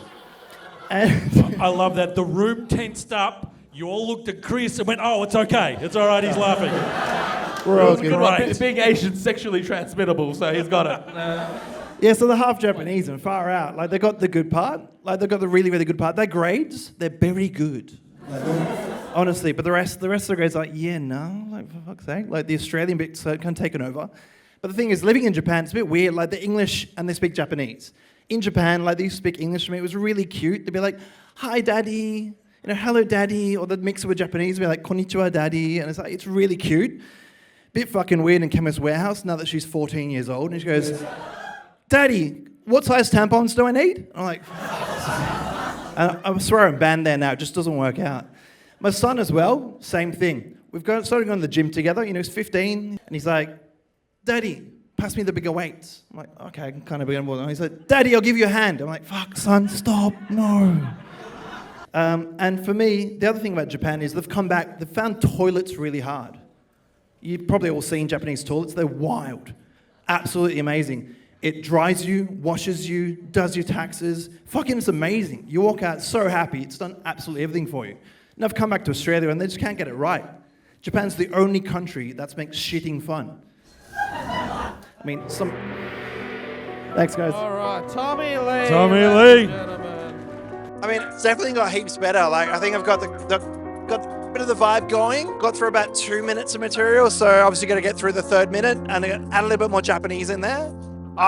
Like yeah, like I'm feeling pumped. The improvement was definitely there. Like week 1 to week 2, 2 to 3. Well, obviously this is effectively month 2 of coming back into comedy, so many more months to come, and I think I'm only going to get better. I mean, I hope anyway.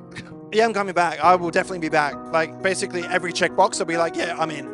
I mean, I'm the kind of person who doesn't give up until they succeed, so I'll be coming back to the Gong Show until I've hit that 3 minutes, until I get the money.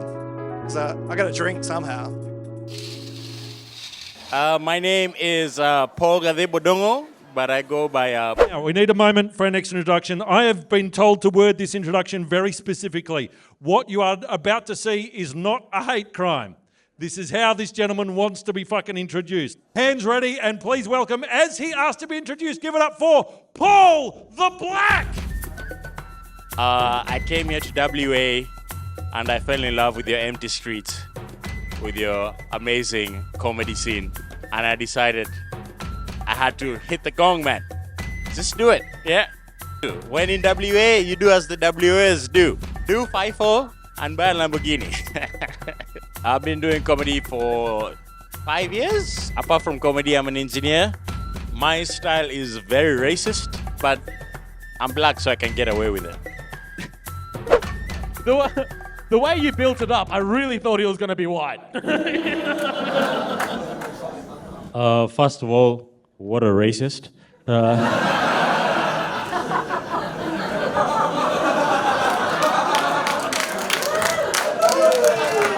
No, I told him to say that. So he's not racist, you are.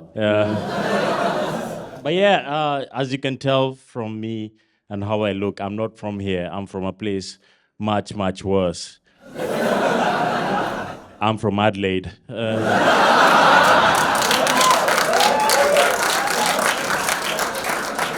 That's pretty shit.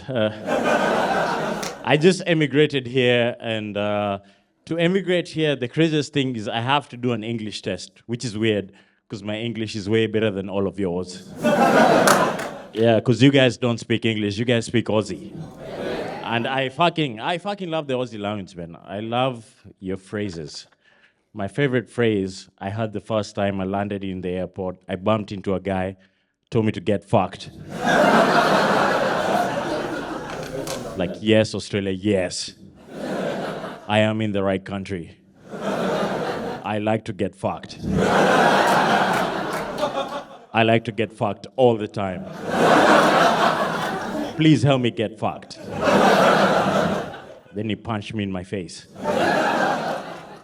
There's other lines which I don't understand. Like a friend at work the other day asked me, hey, Paul, you're from Kenya.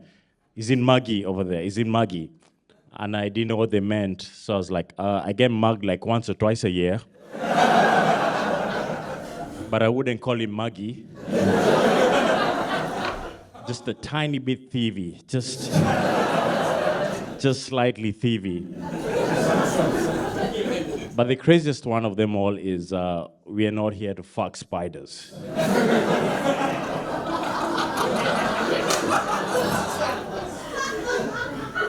I wish you told me that before I came to this country and saw the size of your spiders. If there's one word I'd use to describe them, it would be fuckable. Have you seen the legs on the daddy long legs? Come on, guys. I walked into my living room one day, I saw a giant huntsman on the wall, grabbed it, pulled down my pants, I was like, oh! Thank you for coming in very late. Yeah, don't laugh too hard, my cock just might slip in your mouth. I think I went well. Up to my standards. I think 3 minutes is a bit short, because I didn't do my last bit, which I think would have been killer. But yeah, no worries, it was good. I want some money. I need some money. As an African, I believe I am owed some money. Please give me money. This is good. I love it. I love the comedy in Perth. I was here during the Fringe. I enjoyed myself, and I had to come back. So I'm back here, yeah. I am definitely coming back, man. I love this city. They seem to like me a bit, maybe. But yeah, I enjoy it, man. Well, my name and what I'm doing here, I'm Mack Stewart.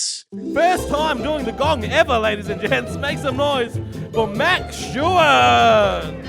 I'm here because of a drunken poker bets dare. Apparently when you lose and they tell you have to do something, and I had to do it. First time, yeah.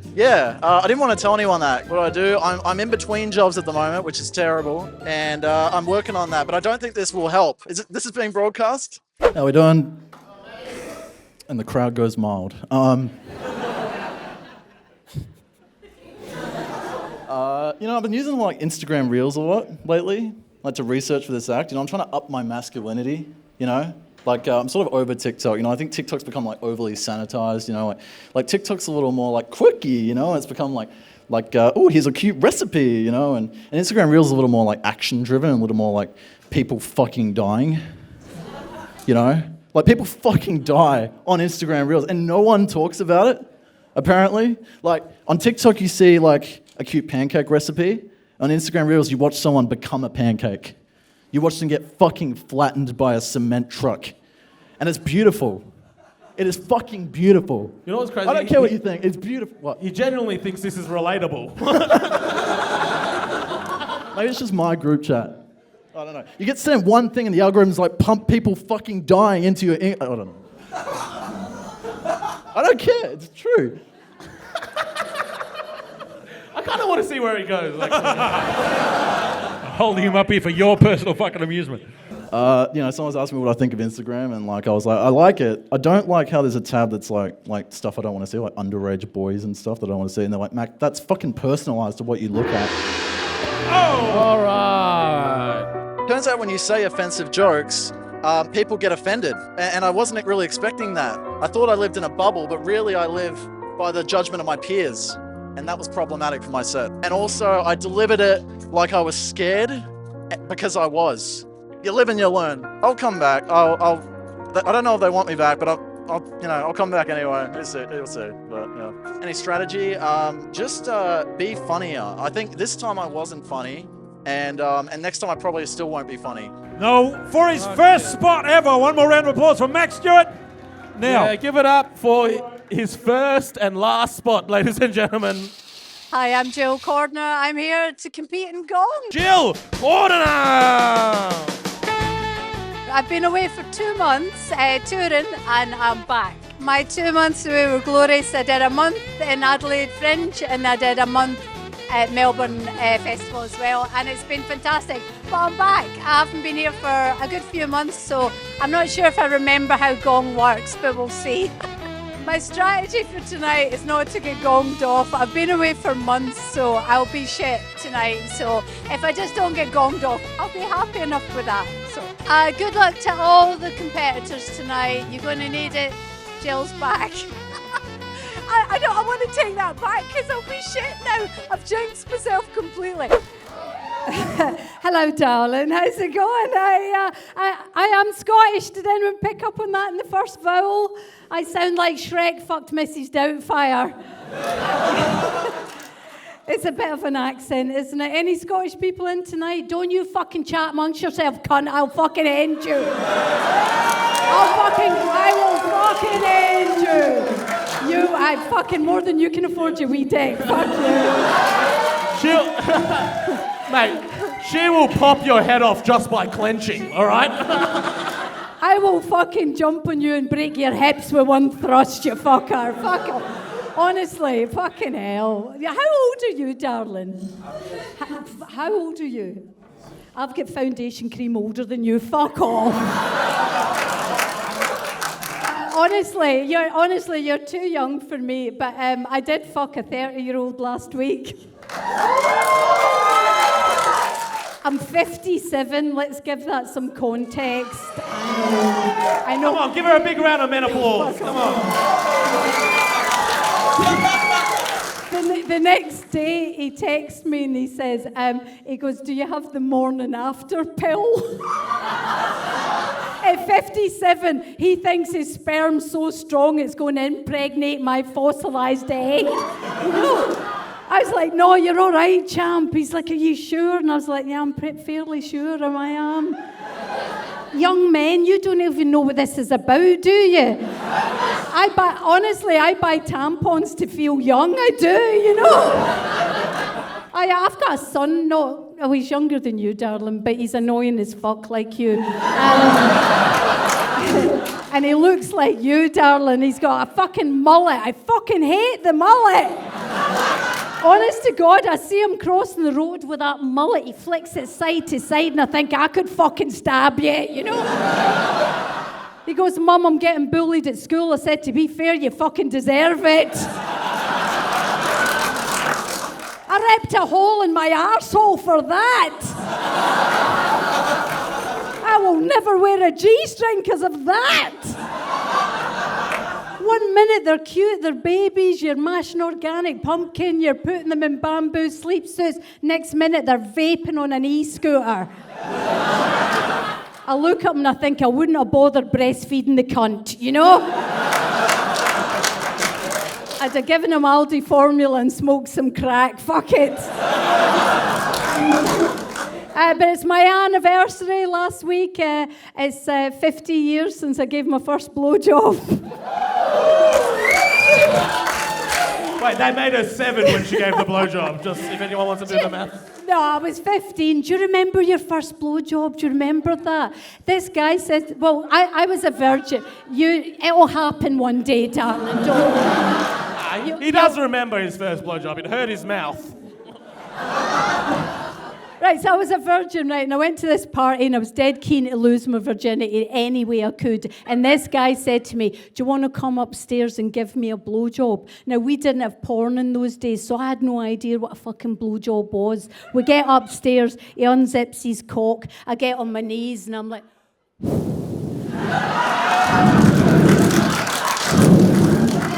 Make a wish. Oh, fantastic. Gong's my home, really. I never have a plan. I just see how it goes when I get up there. So I never really have an opening idea, but I write obsessively. I have ideas, things happen to me, a bit of everything. A lot of it's on my phone, and then sometimes the typos, I've absolutely no idea what I've written. I read them back and I'm like, what? There was one with a wombat and shaving cream, and I don't know what that joke is. And I've kept it on my phone in the hope that one day I'll remember what that joke was. So. Okay. I reckon there's a decent chance that these two boys are part Italian because she was fucking working you like pizza dough that whole fucking set. What my name is, what I'm doing here, I'm Bruno Oliveira. Bruno Oliveira! Came here to do some comedy, you know what I'm saying? And see how it goes. I'm a scaffolder. And I'm in construction, work at East Rockingham, and I do this shit for a hobby, and hopefully, you know what I mean, see me on the big time. How long have I been doing comedy for? This will be 7 years now, and hopefully another fucking 100 or some shit, you know what I mean? So, yeah. I mean, if I won the 350, I'll probably get a little bit, I'll either buy some decks and sell them, or I'll probably get a bag for myself, but I need to add another 150 on top of that. So I like to have a good time. It's good to invest, but sometimes you need to have a good time, you know what I'm saying? What's going on? Sweet as. I just want to start off by saying I don't look like I did it, but I didn't do it. Man, you know what, man? Like, I just want to clear something up as well. You know, like, and this for the women out there, like, avoiding me and shit, and for the people that think I look intimidating and shit. Like, I may look intimidating, but that's because I'm actually concentrating. Like, because I'm half deaf in my left ear. So, like, whenever people are talking to me, I'm actively looking and listening intently because I can't hear shit.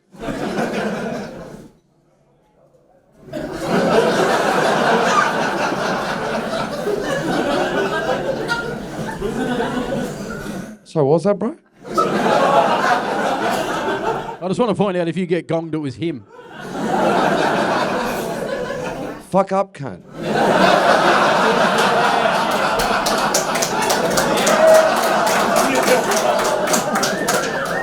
Fuck the joke, dickhead. And Anyway, as I was saying before, you know, like I'm bad with girls and shit, and like I want to be good, but I just like I never get the signs. Like, you know what I mean? Like, you know, the signs that women give you to let you know that they're interested. I'm always too slow at picking up on it, you know. I want to meet a nice girl one day, you know, like meet a nice girl, get married, get a house, have kids, get divorced, move to Thailand. You know, like I want that stuff too, man, you know. I gotta say, like, ladies, like, you actually have it much more easier than you think, because guys are obvious and direct when it comes to letting you know that they're interested, you know. Like, ladies, I'll give you an example, right? You know, if you can, like, feel a dude breathing real heavy in your neck, then he likes you, you know what I mean? Well, you never been in a fucking elevator before? Get the fuck out of here. Right, I'll give you a better one, you know. Like, ladies, ever, like, meet a dude for the first time, and he's, like, trying to be, like, too cool? And, like, the more cool he tries to act, the more he looks like a peanut? Like, you ever seen that shit? Oh, hey, I'm Becky. It's nice to meet you.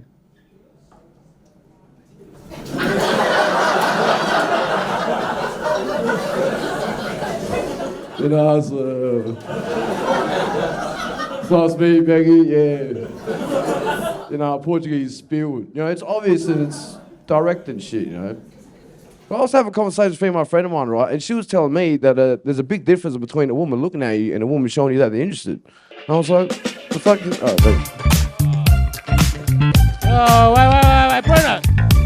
We want to hear the end of the bit. Yeah, come finish the bit. Come finish the bit. I'm not doing the bit. Fuck this cunt. He's gonged me off before. That's it.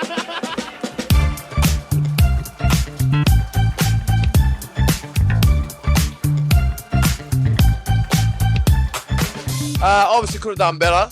I think I went a little bit hard to the guy, like the host that was, you know, like going back and forward, but, you know, it's a learning curve. So I was actually planning on doing this new shit that I'm working on, but because of the interruption, it's sort of like fuck with the flow, so I decided to just go to my old shit, like, you know what I mean? Am I gonna come back here? All the fucking time. I hope to come back as much time as possible. Gong show, fucking whatever show it is, I'll be here. You know what I mean? Send me here, baby. I didn't know it was possible to be that scary dressed in beige. That's crazy. Like, he really thinks about what he dresses as well, because, like, he's quite intimidating, but then he wears, like, an anime shirt to let you know he's a virgin. You know what I mean? I might kill you, but I won't fuck you.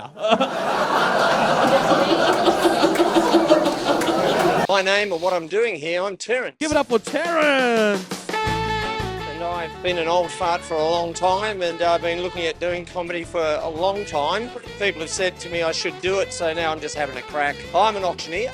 Oh, it's the best thing I ever auctioned off. I would have liked to have been my wife. I actually wore this shirt on Big Brother 2008. You don't have to tell everybody that. Final intruder, Terence. This old fart's going in to show them a few home truths.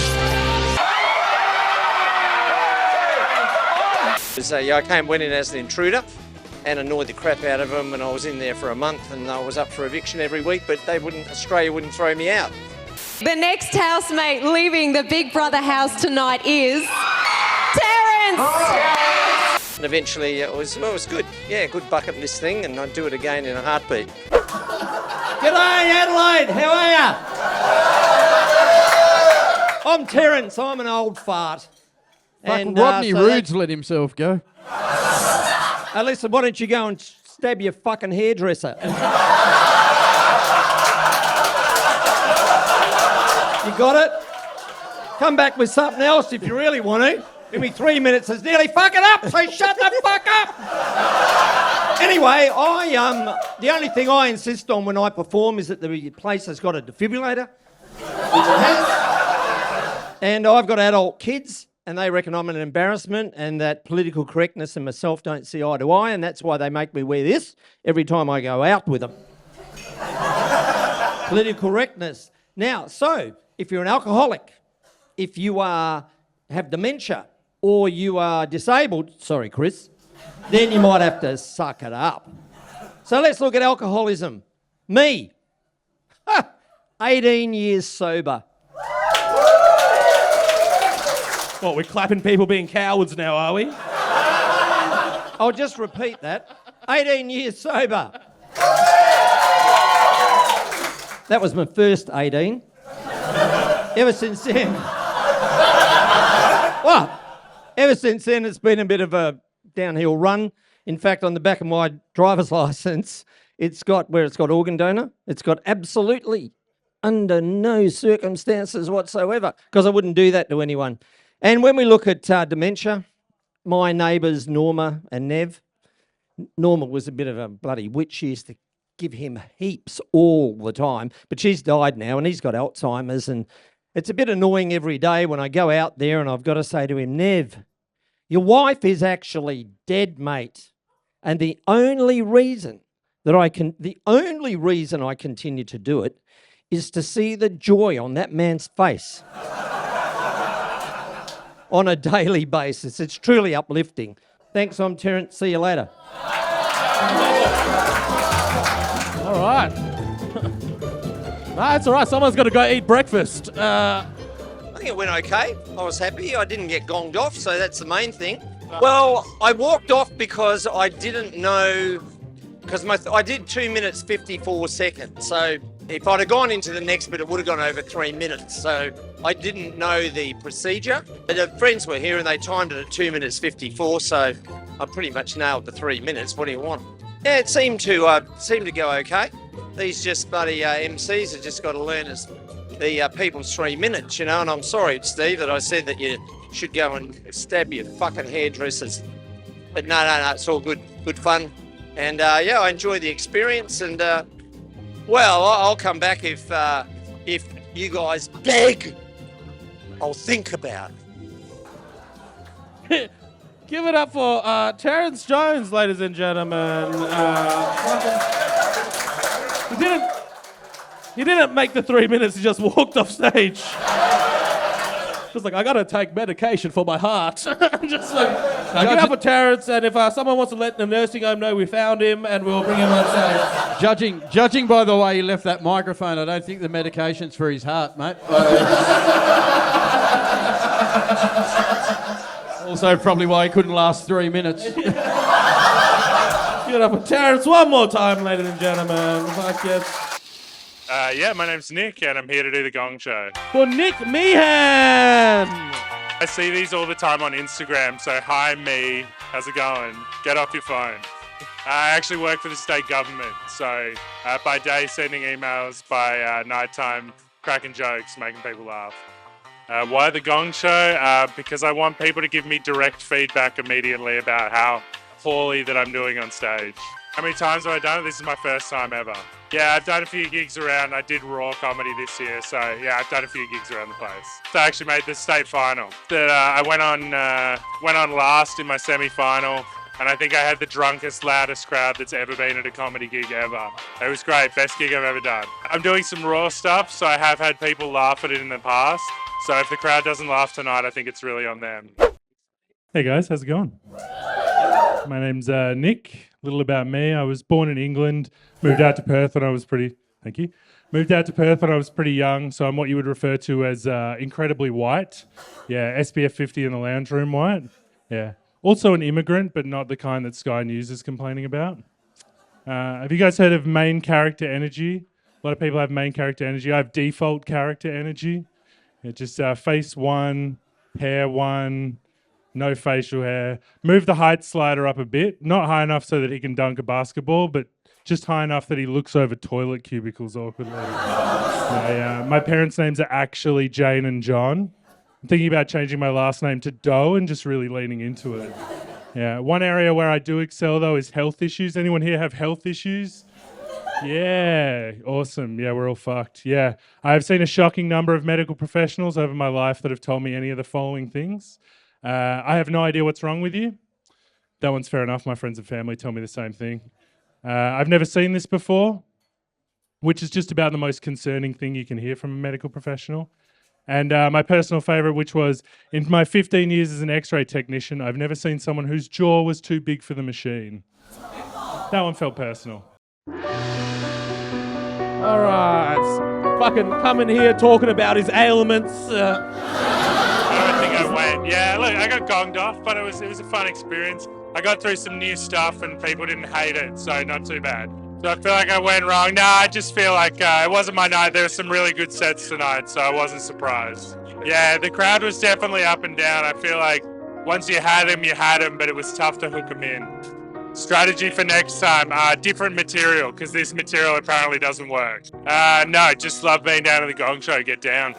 I think it's ironic that in an alternate reality you would have been a doctor. And he would have been Basil Zemplis' son. Oh, fuck you, you saw his nose. Okay, Hi, my name's Sean. Sean Roche. I've come up to do a Gong Show for the night. Second time on, and the second best 3 minutes I got on me. What I do for a living, I work at a place called Reece Plumbing. Honestly, I'm just annoying everybody at work trying things out. Why the Gong Show? Honestly, first people that said yes to me, so fuck it, why not? I'm here, give it a shot. I've got some dot points and I'm just going to go out there and see where the fucking mood takes me. Well, I'm currently shitting myself and I've got the resting heartbeat of a serial killer waiting in the closet to pounce. But yeah, I'm really excited and happy to go for it. Fuck. You got your good thongs on, mate.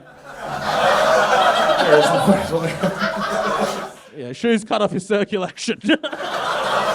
Fuck, I'm blue, mate. I'm an ex-ginger. They gave me my soul back. All right, cool. Just get this out of the way in case it blocks your view. Thanks for fucking ruining it, you cunts.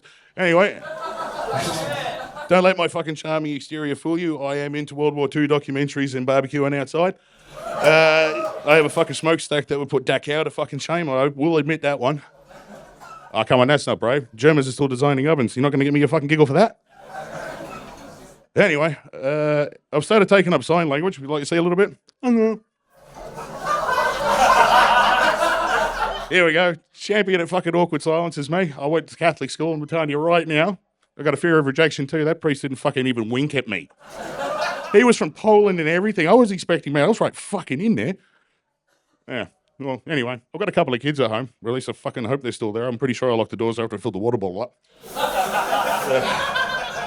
Call the older one the practice child. He's starting to develop a fucking bit of a twitch over that one. I will admit, I've got to stop it. Like, he's 18 for Christ's sakes. He's probably going to have a fucking problem going out into the real world. Now, you can't see those. All right, it's a torn ACL. Your eyesight's not that good. Take your glasses off. I mean, you all expect me to burn him, but I'm not going to. Continue, brother. Thank you very much. All right. Good night, motherfuckers. That was the best 90 seconds I had in me. My wife will be disappointed later.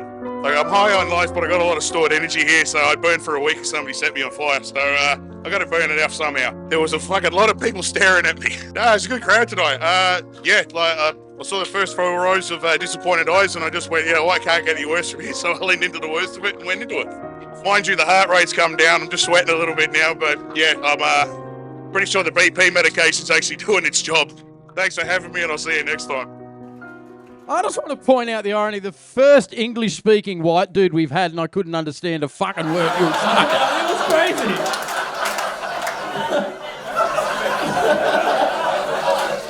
My name is Jetro Gainza. Jetro Gainza! What we're up to since the last time we spoke, oh shit, we've been ups and downs since the Comedy Lounge. Got Gong a couple times, some other times made it, I don't know how. What's my writing strategy? I use my Australian girlfriend. Actually, I should make more jokes about that. She's a racing part. I test all the jokes with her, and she's a really savage judge. Like if she makes noise with the what's it called? Nose? And then it means that the joke is funny enough. She'll be like, ha.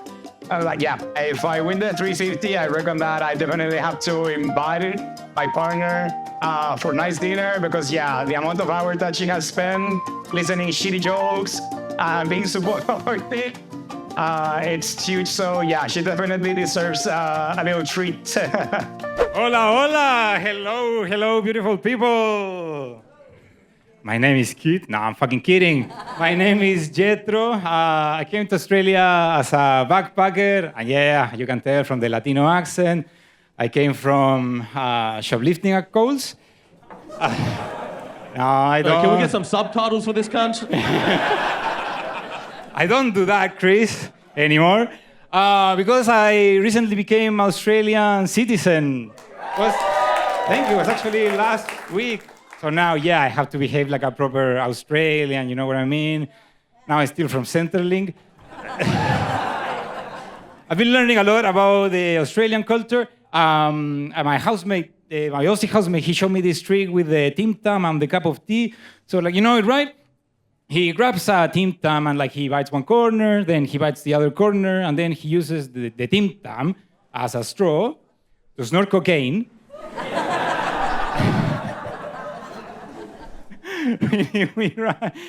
Oh my God, guys, I live with what you Australians call a sick cunt. I, on the contrary, sometimes call him an ambulance to pick him up. Without words, tell me you were born in Bunbury. Guys, I came from Chile, Latin America, and it was really hard at the beginning. Like, no job, no money, no English, not even friends. And that was before leaving my country. But now, man, it was hard. But like Australians, Australians are so welcoming. I always feel like home in Bali. And like some Australians, I've noticed, like, it's really weird. They love to show that they love you, taking the piss on you. I appreciate it. I appreciate it, right? It's nice. Sorry, I barely speak English, so zero chance I speak Bogan. I couldn't hear what he. That was like Bogan PTSD. Oh, don't piss on me again! I felt it went great. Yeah, went awesome. Felt very confident. It always happens. I get on the stage and all the nerves just fade away. I always know that I have like one powerful joke that always works, and that one landed. And I think that the best part was that the guy heckled a little bit. He yelled something, and I couldn't really figure out what he meant. I had a punchback, like, an ass under the sleeve, prepared for this situation, and I told him like a really cheeky joke and put him on place, and I think that really made people laugh a lot. Yeah, I think that from that moment, boom, it skyrocketed my routine. Jetro, your first act through to the finals. Round of applause for Jetro. And I think we found the guy who'd be able to get it a little cheaper than 400. I think it's safe to say. My name is Jack Aubrey, and I am trying to offend people. Please welcome to stage Jack Aubrey. Try and make the 3 minutes tonight. Mum, if you see this, I'm sorry. My girlfriend, if you see this, I'm sorry. Dad. Actually, you know what? No.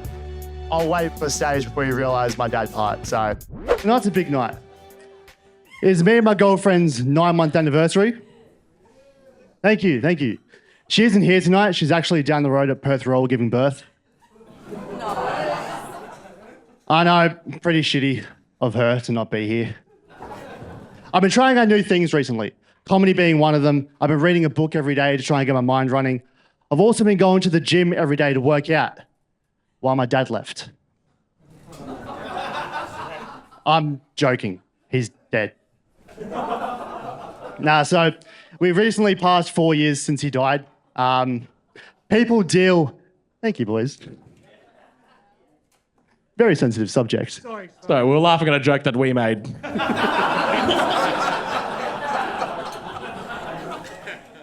People deal with grief in different ways. Some people go to therapy.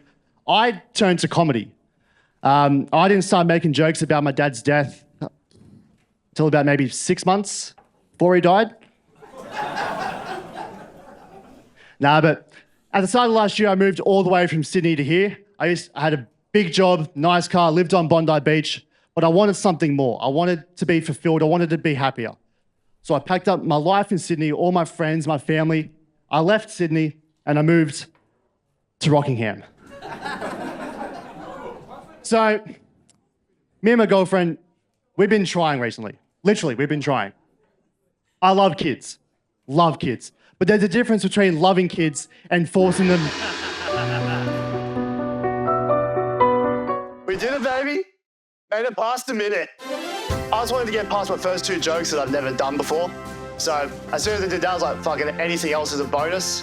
So good night. Next time, make it at least 1 second longer. Come back next week, try the same thing, see if it get better crowd, and yeah, just go from there. I can see us next week. I'm going for more drinks. I think this crowd needs a few more drinks as well, and hope I don't get pulled over tonight. The more I hear about this Rockingham place, I'm not so sure, you know? Really seems to be. Have you guys been to Rory? You been to Rockingham? Not as much as you like. You went. What did you do? You bought it. You bought a dog and you had to give it back. What the fuck what just happened? happened? A Labrador puppy, one day. Oh, and you gave it back up for adoption. You fucking heartless pieces of shit. Yeah. When did you realise? At what point did you realise in the day? When you got in the car on the way back. Fuck, imagine if that was a kid. Just be like, Sally, you've had a hard life. Yeah. And we're here to take you to a better home. And then just on the car ride, this fucking bitch won't shut the fuck up. We're not going to McDonald's. I'm going to turn this car around. Angelina Jolie on a Learjet goes to Africa, scoops up a kid, kid's in the plane going back. He's like, I've fucking nailed this. And she's like, he smells funny, doesn't he? Let's turn the plane around. Straight back to Africa. All right, we'll give it up for... Anyway, well done, you guys. Year, well ladies done. and gentlemen. Fuck that dog. You guys, we're going to go on to your next act. This is how John Wick happened. My name is Darcy Kavanagh. I'm here to try and win the Gong again. Next act, ladies and gentlemen, let's go absolutely nuts for Darcy Kavanagh. Since we last spoke, I think it was like Anzac Day not long after that, so I got roasted. That sucked, got my ass kicked. Just being a parent. I had a lot of fried chicken earlier, so I'm hoping I don't fart in the green room. Yeah. Trying to do anything too offensive.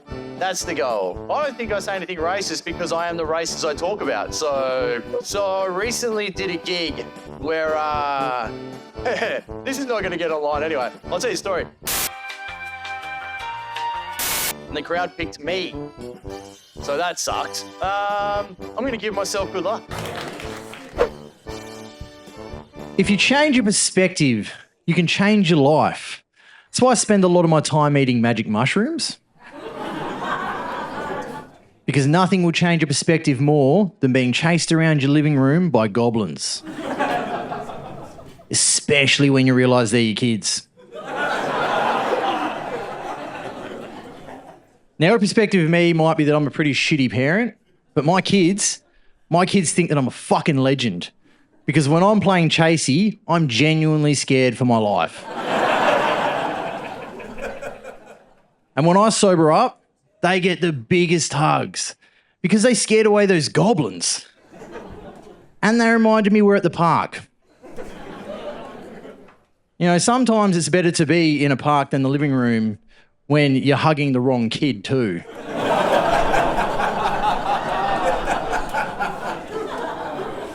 They could have went way worse. And I found out that I'm 1% Nigerian. And luckily for me, it's in my favourite body part. My brain, because I love fried chicken. This is the part that confused me the most, but right?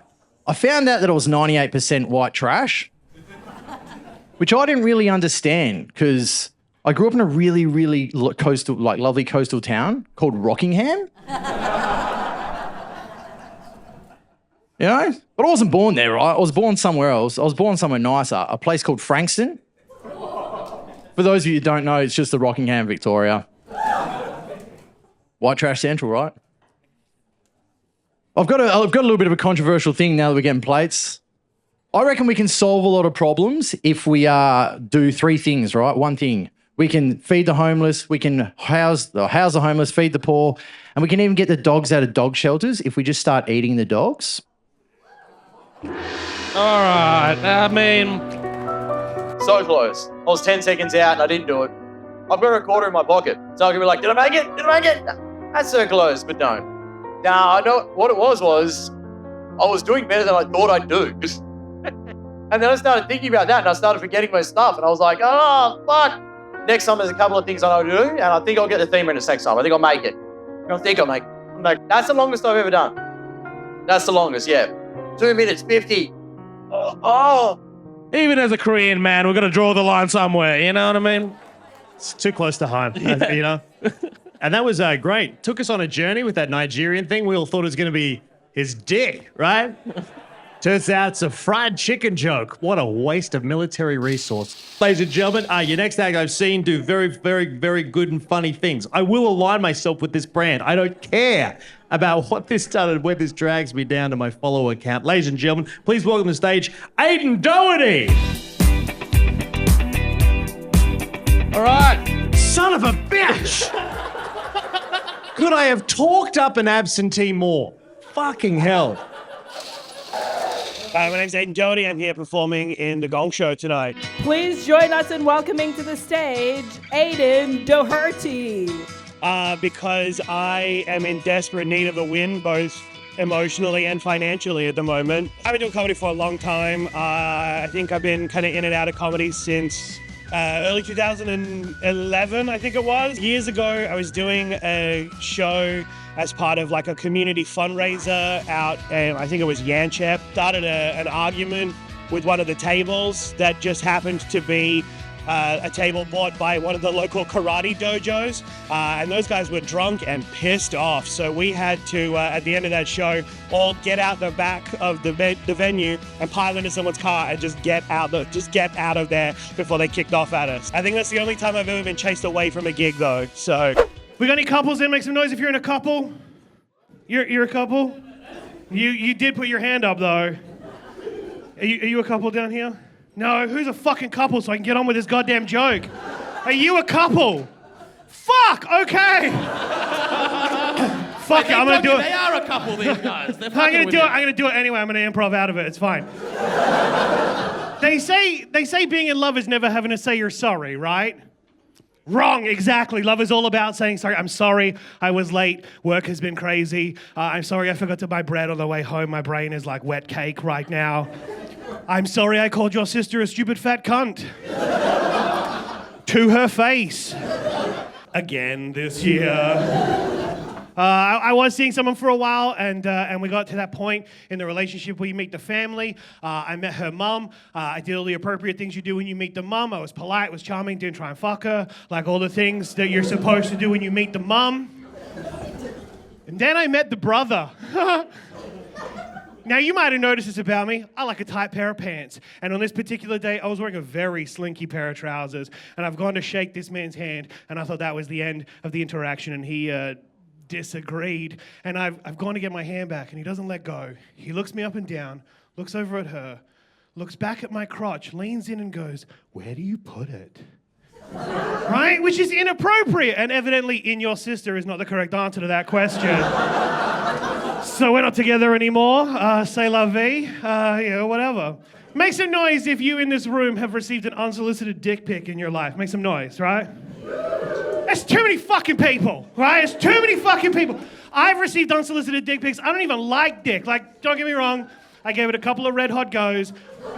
Maybe it's better at room temperature. Who knows? But like a dick pic is a really tricky thing to react to. So come up with two really great responses if you ever get one. First one, real quick, real easy. Go on Google, find a photo of the fattest, veiniest, meatiest fucking monster cock you can find and send it back with the caption, "This is what the last guy had. Don't waste my fucking time," right? Simple, easy, effective. If you got nothing but a bottle of wine and a night to yourself, play the long game, and that's where you convince him there's something wrong with his penis. It's so good. I told a friend of mine about this. She was live texting me updates. She got this dick pic one night, nothing but a bottle of wine, and even to herself. So she was like, "Oh, what the fuck is that?" He's like, "Oh, it's my cock. I thought you liked." She's like, "It should not be that color, right?" I felt pretty good about that. I had him going the whole time, so hopefully that was enough to seal the victory this evening. You know, full credit to the boys. Went out there, gave it 110%. Just the goal was to kick goals all night. Tips for people getting into comedy, yeah, it is cheaper than therapy. That's the bare bones of it. We all need therapy. We do comedy, at least we can sometimes get paid for it. You spill your soul to strangers and go home and masturbate and cry, and that's the lights, you know? Look, if we're going to take away anything from Ayden's set, it's just tell your kids you love them. You know what I mean? It goes a long way. Hi there, my name is Iain Pringle and I'm here doing the Gong Show. We got 45 more acts for you tonight, ladies and gentlemen. Let's meet your next one. Feel welcome. Give it up for Iain Pringle. When about last week? Just enjoying the lovely laid-back lifestyle of the people of Perth. I don't know, it's good. Yeah, I got a little job in a cafe, so we'll no longer be worried about winning money at this. So I may actually enjoy my set tonight. Honestly, I won't name the place in case they decide not to hire me after seeing this, but I can't make coffee for shit, man. Hopefully they'll just make me pick up plates and stuff, I don't know. If I win the free 50, I probably will just have to pay my rent. I don't know, man, we'll see how things are looking. I don't know. I mean, I stopped drinking like a month ago, so I would normally just get pissed, but now I'm like, well, I can't do that. So, well, I haven't been drinking, I wouldn't say I've been sober.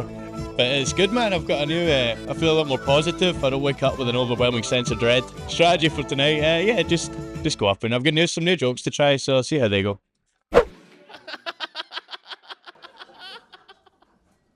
He just looks so stoned. You know?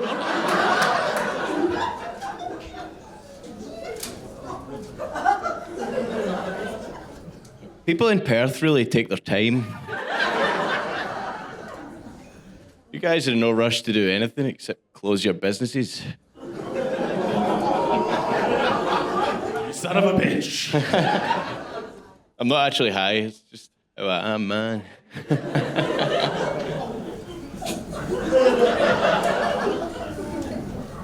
Sorry for staring, sir. Just reminded me of one of my parents. My dad, yeah. He's mental, man. He's a great guy to do coke with. Like, he doesn't do coke, but I'm quite greedy. Just a good guy to be around when you're on coke. Do you do coke, my man? Nah, my dad's mental, man. He used to take his glass eye out to entertain us as kids. What do you like that?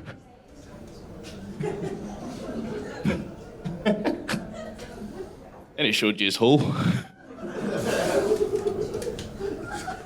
Yeah, he named me after himself. Both called Iain Pringle, spell their names I-A-I-N Pringle. He calls himself Iain with one eye. I'm trying to get him to start taking drugs, like. All right. What happened? I don't know. Didn't like my new shit. Could have been funnier. I don't know, mate. Not enough really little gigs in Perth to do new stuff, so it's good to come here and rather try new shit than just do the same 3 minutes every time. I'll come back. I'm not put off for life. It'll be fun. Any words? Thanks for having me. Cheers for letting me try some new shit. Iain Pringle giving us the answer of what would Jon Snow look like on heroin. There he is. There he is. Sorry, my name and what I'm doing here? Yes. Okay, I'm Molly Kerr and I'm here to bomb probably. And welcome to the stage, Molly Kerr. I believe that it's a rite of passage for the comedians of Perth to get up here and be humiliated or win money. I don't personally need the money, so I'm just going after the humiliation. On my tax return, it says writer. Even that part is sort of a stretch because I'm more of a copy editor, proofreader. I'm a housewife and a stay-at-home mum. Really fascinating, interesting lifestyle that I lead. I started in 2017, but I only did about 5 gigs. I'd just given birth to my daughter. She was literally still breastfeeding, and so I was having to take her to the shows. And then she woke up during one of my sets. I felt very strongly sympathetic towards Arch Barker. Normally I just get up on stage and just sort of go blank or panic. So I'm hoping one of those strategies work for me tonight. Hey, yeah, I'm Molly. It's lovely to be with me. I know that I look kind of cool like Wyatt, but I am actually straight. This is my first time at the Gong show. Don't fucking condescend her. No, do. There's a reason that some comedians write their set lists on their wrists. It's just for easy reference. And also, so if a joke doesn't land, you can just easily strike it off straight away. And then later when you get home, you've got a neat guideline.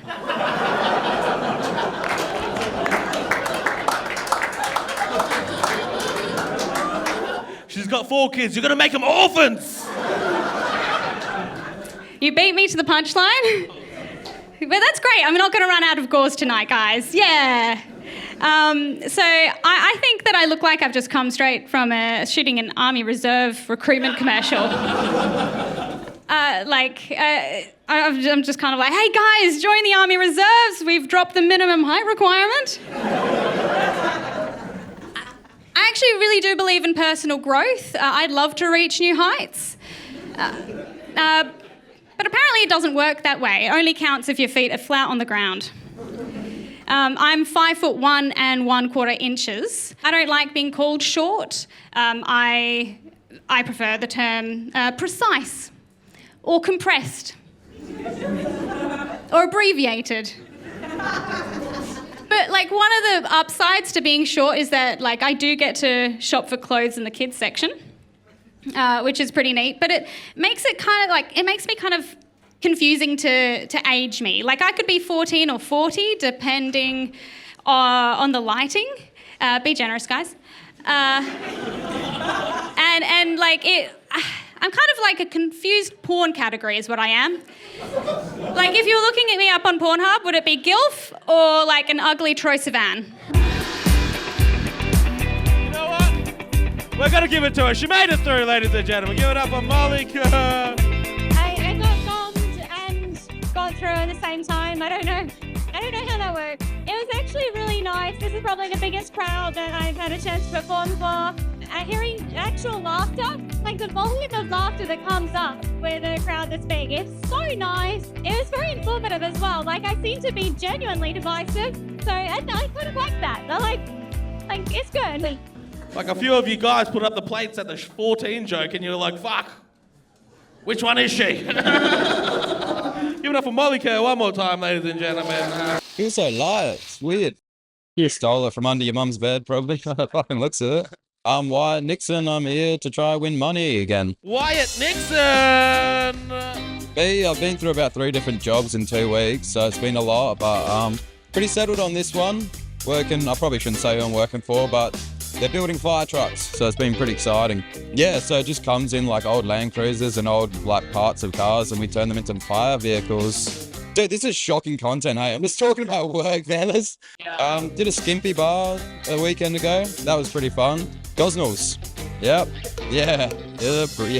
Just Southern Tavern Hotel or something like that it's called. Freaky place. Just a lot of bogans screaming at me, calling me gay, but I thought it was fun. Ended up having to drive one of the skimpies home and didn't go to bed with her. So that's real sad when you drive a stripper to her house and then leave straight away. How we doing? Make some noise. Yeah, fuck yeah. Good to be here. Started a 5-day fast today because I don't get paid till Tuesday. So that's fun. Yeah, I actually went to go pay for something this morning. My card went, Me and my partner just had to awkwardly walk out of the pharmacy like, I guess we're keeping this baby.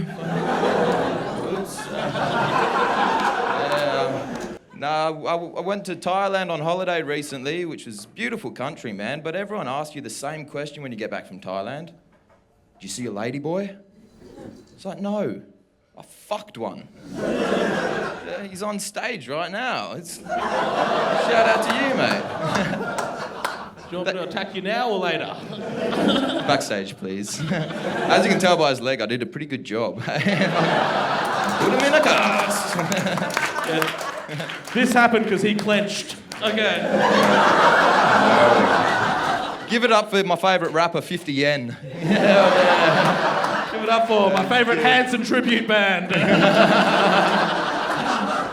You got the hair of a lesbian, but the clothes of a lesbian. Okay. Oh, no, you can't. Come on, Chris, man. I thought we were cool. You look like the default character of Tony Hawk Pro Skater 1.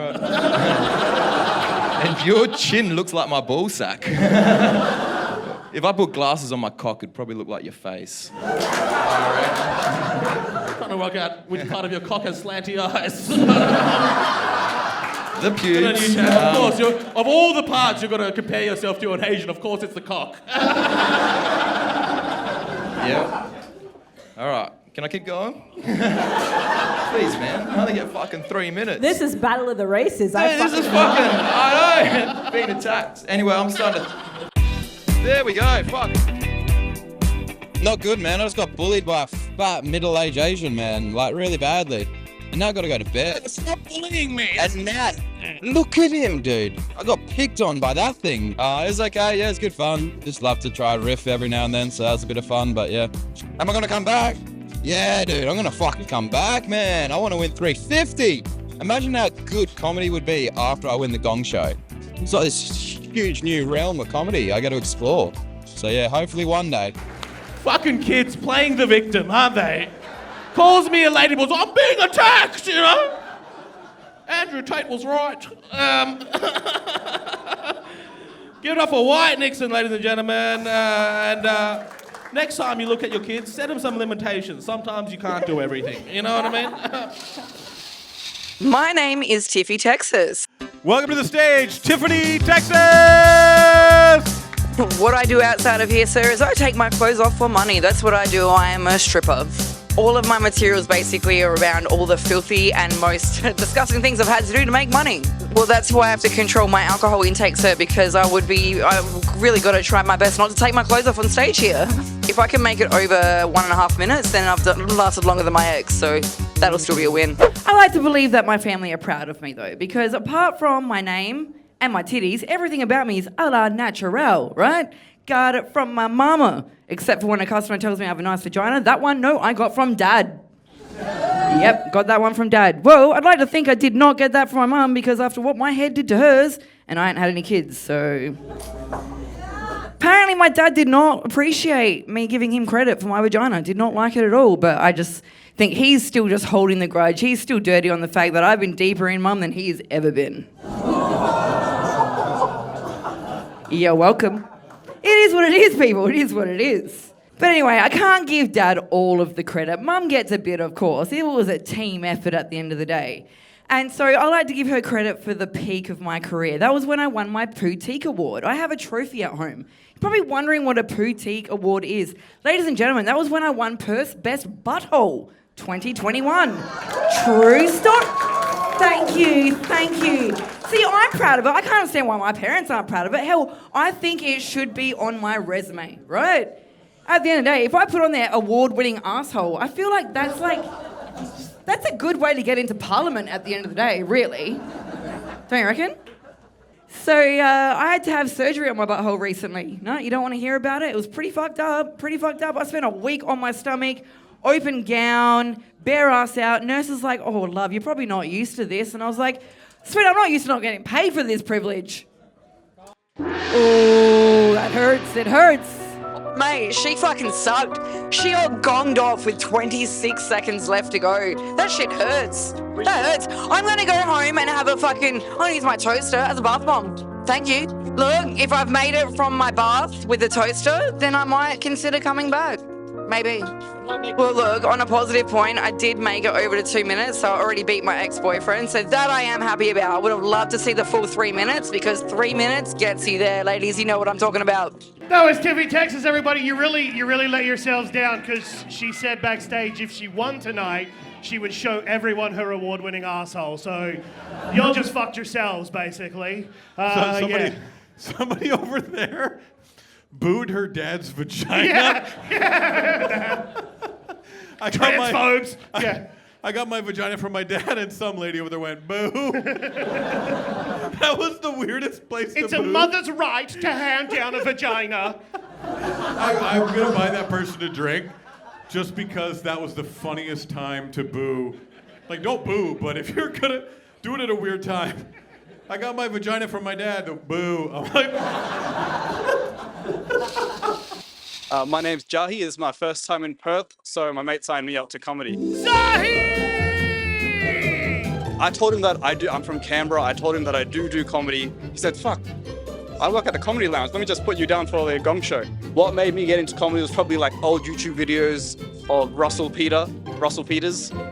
Loved it. My strategy tonight is I keep rearranging my jokes and putting the better ones in the beginning because I've watched the videos. I like to get them out really early. It's terrifying. So I'm going to keep punching through, not even give people time to think whether or not they want to put up, plate up. I'm feeling like sick to my stomach, so I'm ready to go. I grew up quite innocent and I thought I was lucky enough to never experience racism or see racism in my life. And then someone told me about subtle racism. So I looked back, and for the last 23 years of my life, I realized I've been pretty racist. I've been racist to my dad. There's a thing I do. I go from my Australian accent and I switch to a brown accent when I talk to my dad. It's kind of fucked up, and I'll let you see it in action. So I'll be hanging out with my white friends, and my dad calls, and I'll go like, hold on, boys, shut up. My dad's calling. Hello, Daddy. Yes, here, take it. I will pick up Mummy. Don't worry about it.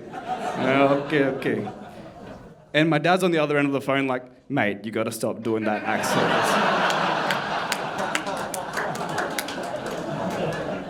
You're embarrassing me, I don't talk like that. You're on the loudspeaker, I'm at work. My dad actually does talk with an accent though, and unfortunately it gets him into some kind of trouble at work. And it wouldn't be so bad if he actually looked Chinese. That's how I do it, ladies and gentlemen. I speak to white people in my white voice. I speak to my brown parents in my brown voice. And I no longer speak to Asians because they keep getting pissed off when I do that one. I'm actually from Canberra. It's my first time in Perth. Let's hear it for Canberra. Give us the GST back. For the first time in Perth, I saw bogan junkies working jobs. Wow. And no, it really changed my attitude towards junkies. I no longer want them to get a job. I was at Macca's and my drink was kind of cold, not cold enough, so I went to the counter and there was a guy there drinking cordial straight from the bottle and having 2 backpacks. I said, mate, could I have some ice, please? He said, how many grams? No, motherfucker. That's your other job, Dazza.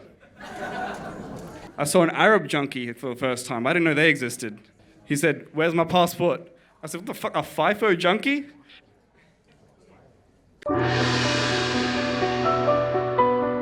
Look, it was a strong first half. Started really strong, started falling off, started forgetting shit. I mentioned Canberra, place started going up. Wrong state to talk about that, but I'm happy I tried it. What I'm gonna bring next time, probably a more well-prepared set and just faster ones. I can't forget shit and leave the junkies alone. I'll keep going after brown people if they seem happy with that. It was Zahi, everybody. You know, for the amount of meth in our construction industry, it's a wonder that all the buildings are taking so fucking long to go up. Right? Like, isn't that why North Korea gives their people meth so shit gets done quickly? Maybe we need to start administering that. Yeah. I thought that was a Jonas brother when he first came out. My name is Yannai. Put your hands together for Yannai Goldberg! I'm a musician, but I'm giving comedy a go because it's brutal and that seems fun. This is my first time doing comedy. I've always liked it. I've never really thought of doing it. A bet got me into comedy. This is my first time doing comedy.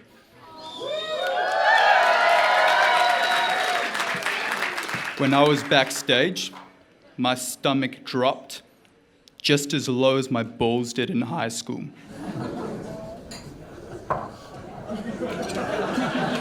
Look, I was feeling really confident the other day, up until about 4 hours ago. Because I was at the coffee shop, and I was sitting there, and then it happened. All of a sudden, I came up with 3 jokes that were so fucking good that I knew that they would get a laugh from the whole room. 4 hours ago, I went to the park to practice saying the jokes.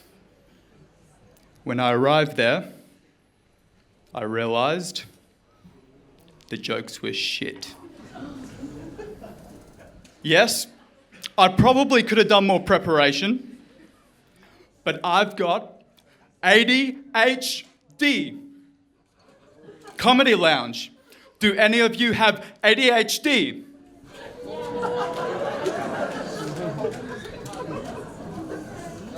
Yeah, based on all the murmuring, you all have it. I've got a confession to make. It's a good first time, good experience. Comedy is harder than it looks. I think I might do it again, you know, this time like getting some more material going. because I did enjoy it. It's fun to be on stage, but I think a little bit more preparation would go a long way. I had written stuff, and then I looked at it today, and maybe it was nerves, decided not to go with it, but it was a great experience. The Gong Show, big thumbs up. Yeah, I'll be back. Yannai Goldberg! I promise everybody on the lineup doesn't look like they belong on a registry. So I'm Bobin. It looks like Babin, but I want to make sure I get it right. I always Babin. I'm actually not acquainted with this individual, so I couldn't tell you anything about We them. didn't have a chance to ask their pronunciation. No, we so missed out. if you guys are ever seen a comedy show and you've never met the comedian before, but you want to like give them the right respect, what you do is you pull the mic away and say it loud. So because if you don't know, you go like this. You go, "Please welcome to the stage, Babin Mannion!" I think it's my 4th time. I'm on a hat trick on a gong, so hopefully not this time. Hopefully I don't get gong. That would be my goal today. As you can see, I'm an immigrant. I'm from Nepal, so my English is not that good, so bear with me. My comedy is not that good either because I specialize in delivering food, not jokes.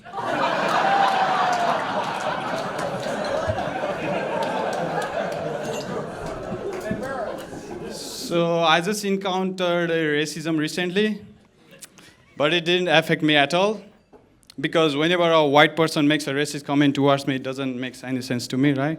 Whenever a white person goes, "Go back, you don't belong here." And I'm like, "I don't belong here?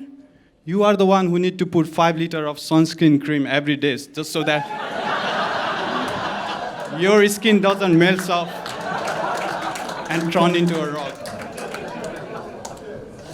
Meanwhile, I'm just rocking my brown skin on a beach, right?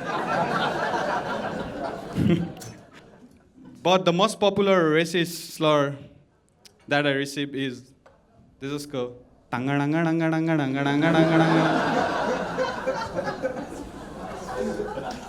Whenever they do that to me, I can't do anything.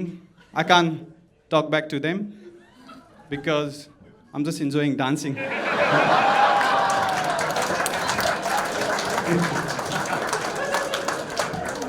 After a while, having encountered such a racism, I start to think, is white people really a superior race? You know?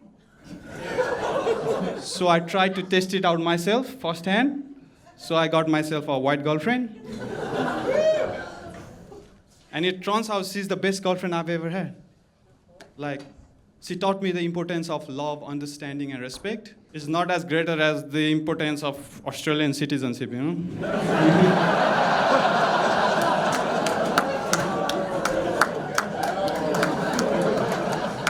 That's the only reason I'm with her. Every time we fight, I feel like breaking up with her.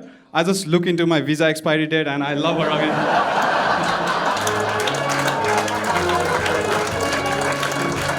Whatever I do in English, it's harder to get the vibes back because it's not my language, so big cultural difference. I have to actually understand the people and their way of living to make it funny. I would rate that delivery 5 stars. Up for all the contestants you saw tonight, ladies and gentlemen. It's fucking tough slog. And let's get all the ones that made it to the finals back on stage. So come on, Terrence, you walked away before the time ended, mate. Yeah, but you gotta fucking do the job, brother. Fucking classic Tom just parking wherever the fuck he wants. Oh, outside, this will do. So, folks, it's judged by audience reaction here, right? So, if I point to a dude that you like, make sure to give him a big hand of applause, yell out, and win him some money. Please don't just yell out at the same 2 motherfuckers, you know what I mean? Like, make some noise if you think this person should win. All right, you can go home, brother. Sorry, mate.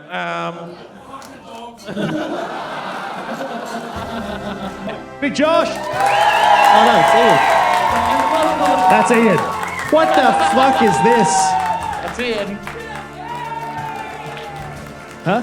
Wait, one more time. This is, okay, like, hey, look, why'd you dress the same? What's the deal? Why, you've come dressed in the same height and everything. All right, so we'll go. This person.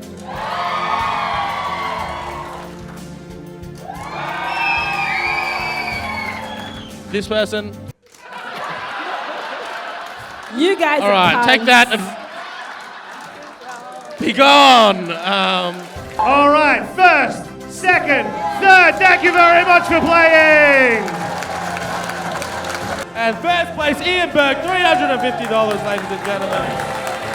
Oh my God, just imagine the amount of bad t-shirts these cunts could buy at the op shop with this.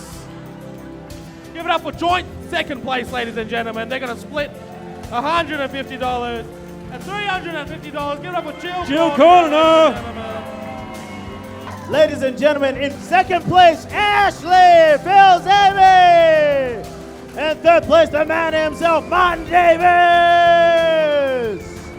And congratulations, you've won $350. And first place, make some noise for James Hackman.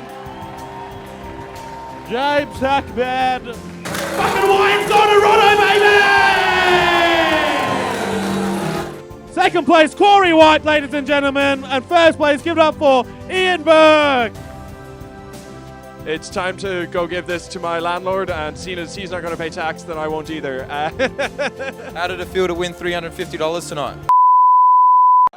What are you going to do with all your winnings? Donate it to Hamas. That's no good. Wow. Yeah, well, I went well enough to win it. Get fucked and die. Thank you, James Hackman. First time I've won, so I'm pretty fucking happy. Yeah, it was the biggest. It's a relief. Like, it's the first time I've ever actually won on it. I've been doing it for fucking a long time now, but yeah.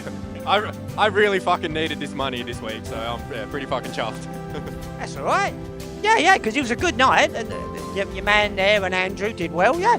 No, I was happy to be placed. No, it's just I've had a lovely year, and you're good people, and this is a lovely, all the things I've said before, it's a lovely club, and I'll see you again soon. Yeah, I'll come out to the Gong show, and I'll make sure Andrew Wolfe is not in it. If we were like in my home turf, I would have done so much better than him, but fuck him. That's right, Andrew. I said fuck you, not. Yeah, I made it. Bitch, I made it. Let's go pay off some debts, some student loan debts. I've done it so many times and I love it. You know, it's so much fun and it's nice to win. What I'm gonna do with the money? I'll probably buy some Dexies. Not gonna lie. I think I have ADHD, so not doing shit anymore, but it helps me focus. So we'll see how we go to work tomorrow. You know what I mean? Yeah, I was robbed. I was robbed. I was robbed. Oh, $50 is $50. Ah, finally, hey. If someone from tax office is looking, I didn't win shit today.